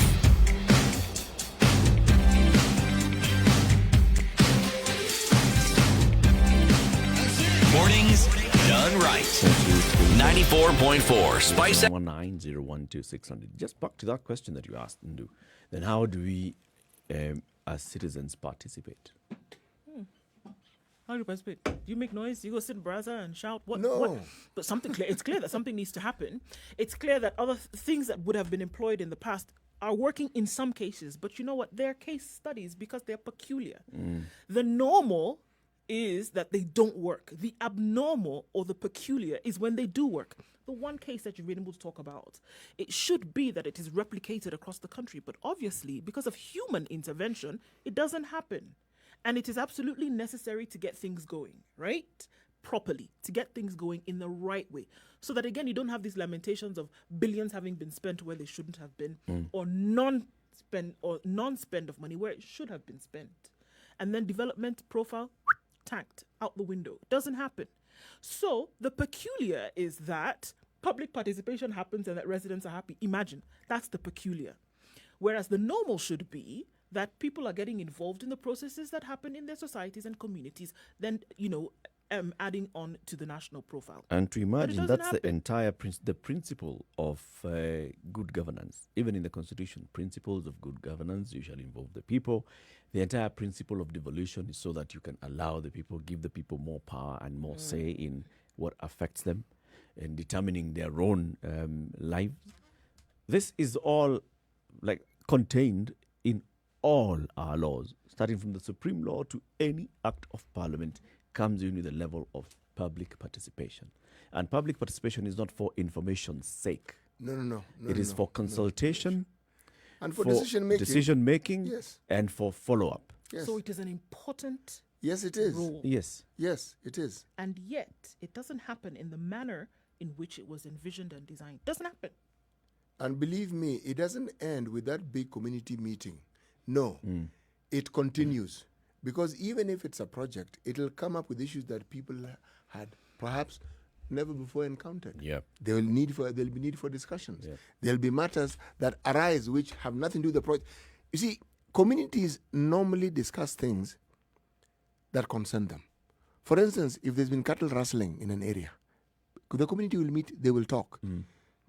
They will form a group that will go after their cattle. Meaning, if they have a problem like, say, flooding, again, it's unfortunate that for the longest time, people gather together to sort out problems that had befallen the community. Okay?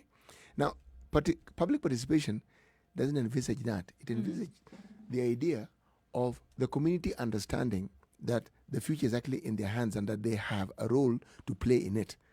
And they have this opportunity to not only discuss it, but to determine what it is it should be. But it's not happening. No. That doesn't happen as often as Yeah, we'd like it to. it's not happening. No. So this is the thing. What then needs to happen for it to happen?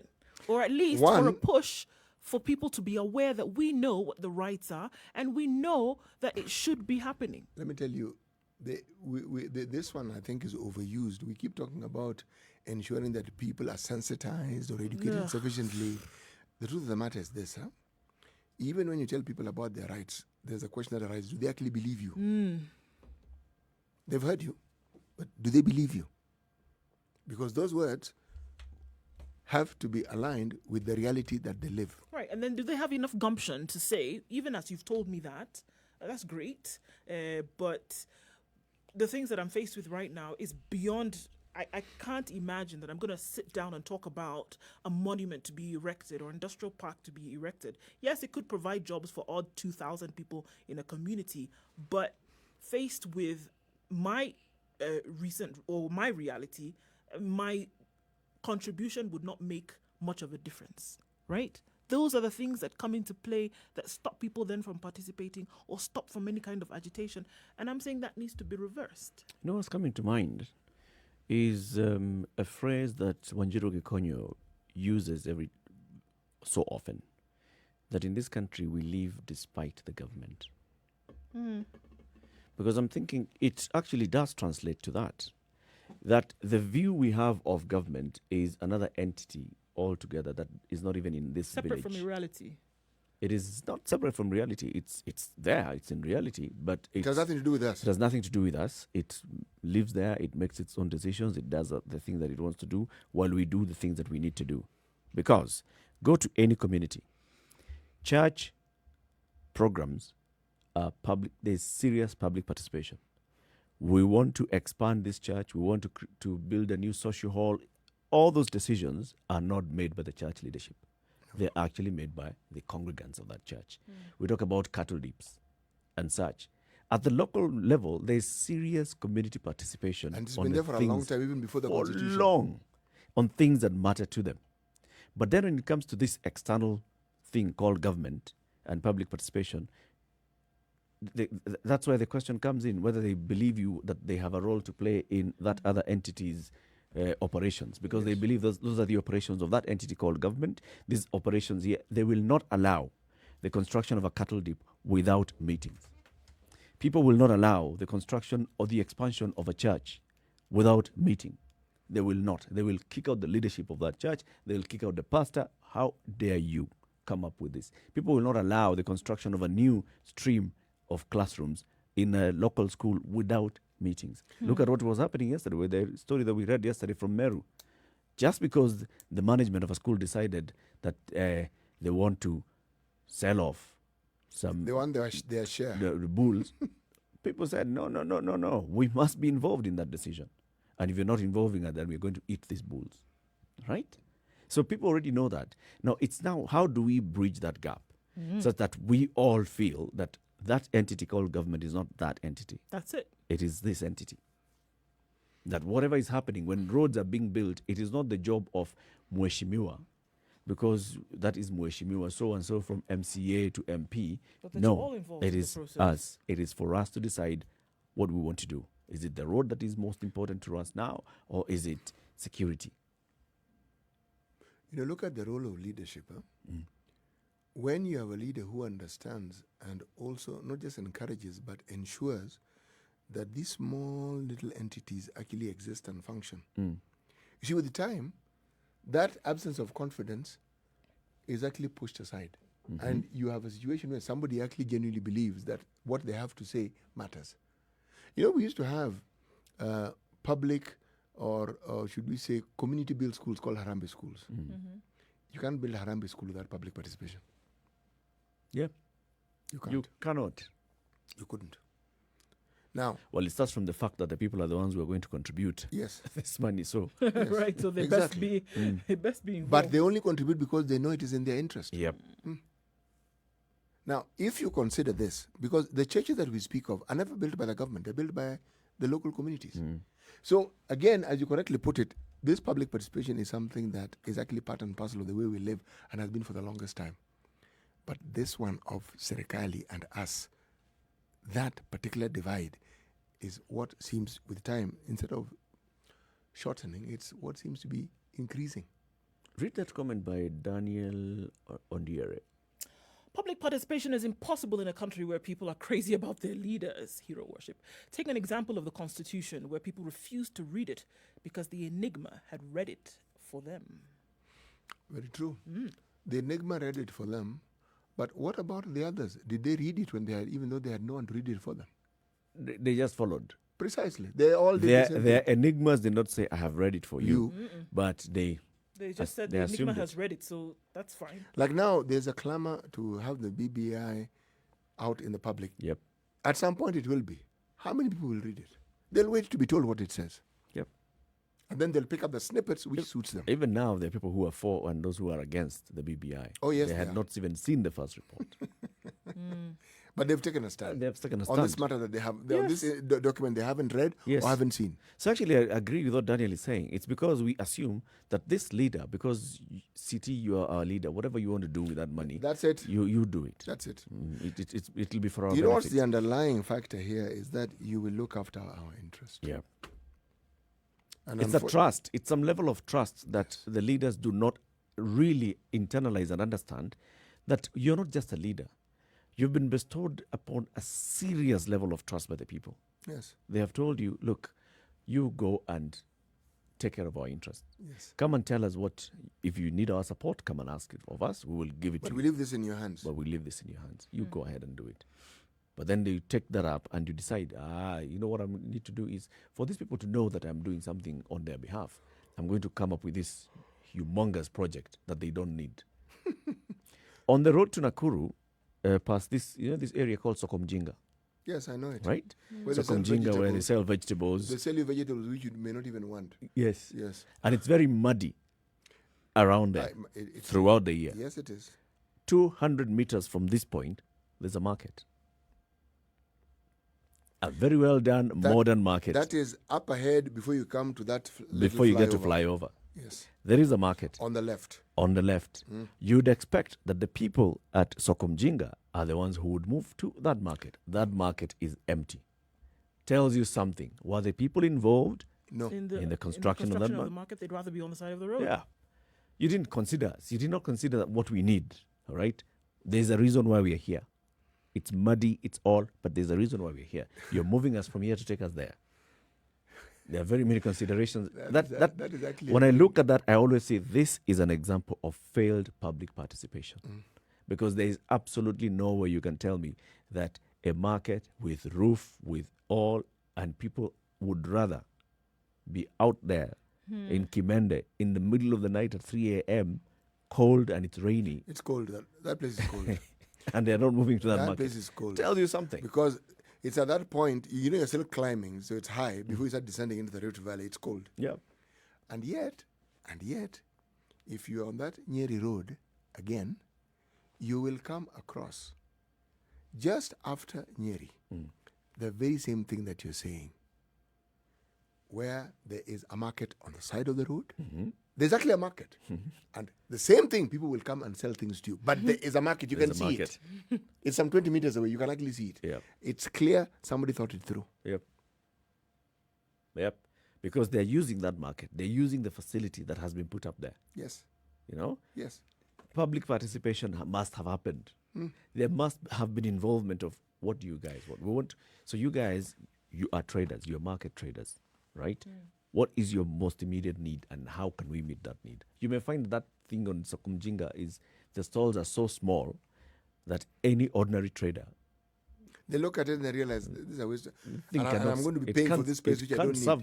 It can't serve my interest at all. Then how do we ensure that people participate in this conversation? You know, this one goes back to that same old story of the leadership. If you have a leader who means well, or at least says they do, but zero vision, it won't happen. Because why I mentioned the word vision and zero next to it is, in the absence of a clear vision of the future, the decisions that are made will serve only short-term interests. It will not be something that can carry over. And you then wonder, why do you find that there's some people who just keep getting re-elected? Because now those are people who've understood it. And so they resonate with the people, and the people would rather say, no. Let so-and-so continue. Let them be there. Let this person be there. We've understood and we can see he means well for us. I think all of this is quite layered, though, even as we look at it. There's certain things that should have been in place, like a domino effect. If you have a development of country, county, community, in the way it's supposed to be done, if you have funds being used well and managed properly, something like public participation would not be such an issue. It really wouldn't be such an issue.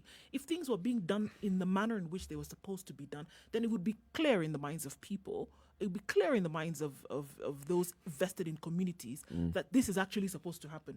But because you started wrong from the very beginning, then you want to bring in public participation as kind of just fit it in somewhere. It can't, it won't work. To tick the box. Yeah, just say, okay, no, you can't. It's something that would come along with the flow of things. Yeah. Shall we go to the phone lines? Not happening? Yes, let's go to the phone lines. Let's hear from Lydia in Parklands. Good morning, Lydia. Yes. Good morning, Spice FM. You spoke so well. I kept listening every minute. You keep our ears busy while we do other things as well. This is why I say all media should keep on telling us things like how you do. And you talked about the market and nobody's going there. That is, the market is built for them to rob you left, right, and center. Pay for this, pay for that, pay for this license, pay for this levy. That is why they build the market to make you bankrupt. This is how they operate. When the post-election violence government came, President Kibaki alone made the government small with 14 ministries. The post-election violence came and made it a bloated government. 20,000 shilling was the trade license. Even Skidero said he wants 35,000 shilling trade license. Now that is 75% increase on your pocket. You are the honest hard worker. And you can't count that 35,000 shillings trade license to pay. Yep. But yet you have to pay for it. The next year he says he wants 4,500 more that you should pay for fire. The fire stations are a mess since even that 4,500 shillings is paid. There's no system. Schools were built by the Catholic churches. They are grabbed. The government is the owner of the church. I mean the schools. Schools. Just a nuisance. True. Thank you, Thank Spice you. FM, for your good work. Thank you very much, Lydia. 0719-012-600. What are your thoughts on this? How can we, as citizens, take over this public participation so we make sure that it happens when it should happen and how it should happen? You know, this story of blaming the leadership, it's a tired story. They will be who they are, they will do what they do. I'll be talking more about this in the course of this week. But this particular tribe of individuals that we call leaders and the tribal norms that they feel leadership bestows upon them does not take into account the interest of the person they're supposed to represent or lead. And the sooner we realize this, the better. And that's where when Njeri Thorne's view comes in. I think the public will serve themselves well if they understand that they need to plan and think for themselves what ought to be done and what's the best course. Yes. Let the government find them on their way to where they were going. Yeah. But to wait. We'll be wasting ourselves. No, absolutely. Absolutely. In fact, you know, when you sit, you may think that you're in one position or in one place. You'll likely be moving backwards without even realizing you're moving backwards. You remind me of a story in southwestern Nigeria, the city of Benin in Edo State. And the armed robbery in a particular community was really becoming very bad. And the people kept calling on the government, you need to do something about this. Set up security posts, have your patrols running. Nothing happened. So the people said, okay, not happening. We will become the community vigilante. And they began to smoke robbers, literally smoke them, kill them. Until the government said, hold on, wait a minute. You can't have this wanton killing of these Can't people. take the law in your own You can't do hands. this. So they said, well, we asked you, and nothing is happening. So you had people in communities sitting outside, keeping vigil of their houses to make sure they were safe. Until now, you have the government in conjunction with community vigilance to make sure that neighborhoods are kept safe. So I mean, here, living in spite of your government, saying we're going to do something about this if you don't. Elijah in Nairobi, good morning. Morning, how are you? Very well, Fine, thank you. Yeah, so there's this saying that when diplomacy fails, violence prevails. Yeah, exactly. And public participation is an attempt at government diplomacy with the citizens it allegedly serves. But when it sabotages that process, then what it's doing is courting violence from the citizenry. So even the mob justice that you are just citing, that is violence. Yeah. Because due process is diplomacy. Yeah. And if you take that and extrapolate it to whatever else, you'll find situations where I think there were some videos circulating on social media once where there were some touts who were fighting, fist fighting with police. Yes. And guys were cheering them. Yep. That just tells you that there's a Diplomacy fracture failed. in our diplomacy failed. Yeah. So the policeman is no longer respected. The policeman is the closest person to the society vis-a-vis the executive. Yep. Because the police are everywhere. Yep. But if you see a situation where citizens look at them at best as thieves, you know, you ask yourself, usiku unataka kukutana na polisi ama jambazi? Then you say at least jambazi anaweza kakuachia vitu mbili tatu akupatie fare ya kuenda nyumbani. That ethos in the society is a problem. The problem also is that the people who should be promoting the diplomacy are so busy eating. And then when we try to get true diplomacy, when you look at the Kriegler reports, you look at the TJRC, they shelve them. Yep. And that foments a society that is ripening itself for violence. Yeah. Thank you very much, Elijah. Those are very, very, very valid points. 0719-012-600. Abraham at Mr. Abraham on Twitter says, some have, I think there have been some attempt of participating for the longest time in social halls and even under a tree barazas. But it's all the leadership that has been failing the people. All we have are crooks and misleaders, right from State House to the county assemblies. Really deplorable. Public educator says social accountability and social audit tools that can be used to cross-check government projects. Public participation is a powerful tool. Remember Okoh Kiambu that brought the fall of Waititu. Yes. So, as we conclude the conversation, you know, this issue of public participation, it's a discussion that will not end, because there's never a time when you actually don't need public participation. Even at a family level, your children grow up, you realize you just can't go around making decisions without talking to them about it. Because if it involves a family, or for instance, something as simple as a trip, they'll tell you they're not going on that trip. Yep. And why? You didn't include them in that particular decision-making process. Because they know that they're part and parcel of that family. Yeah. Yes. So you can't run away from something that is really part and parcel of our lives long before it became part of our constitution. Right. The constitution just gave it a new breath of life, but it has always been there. Yes. True. Well, if like I said, you have to go back and look at the building blocks. If the building blocks, you used half a block as opposed to using a full block, then it would only explain why somewhere along the chain you have a kink.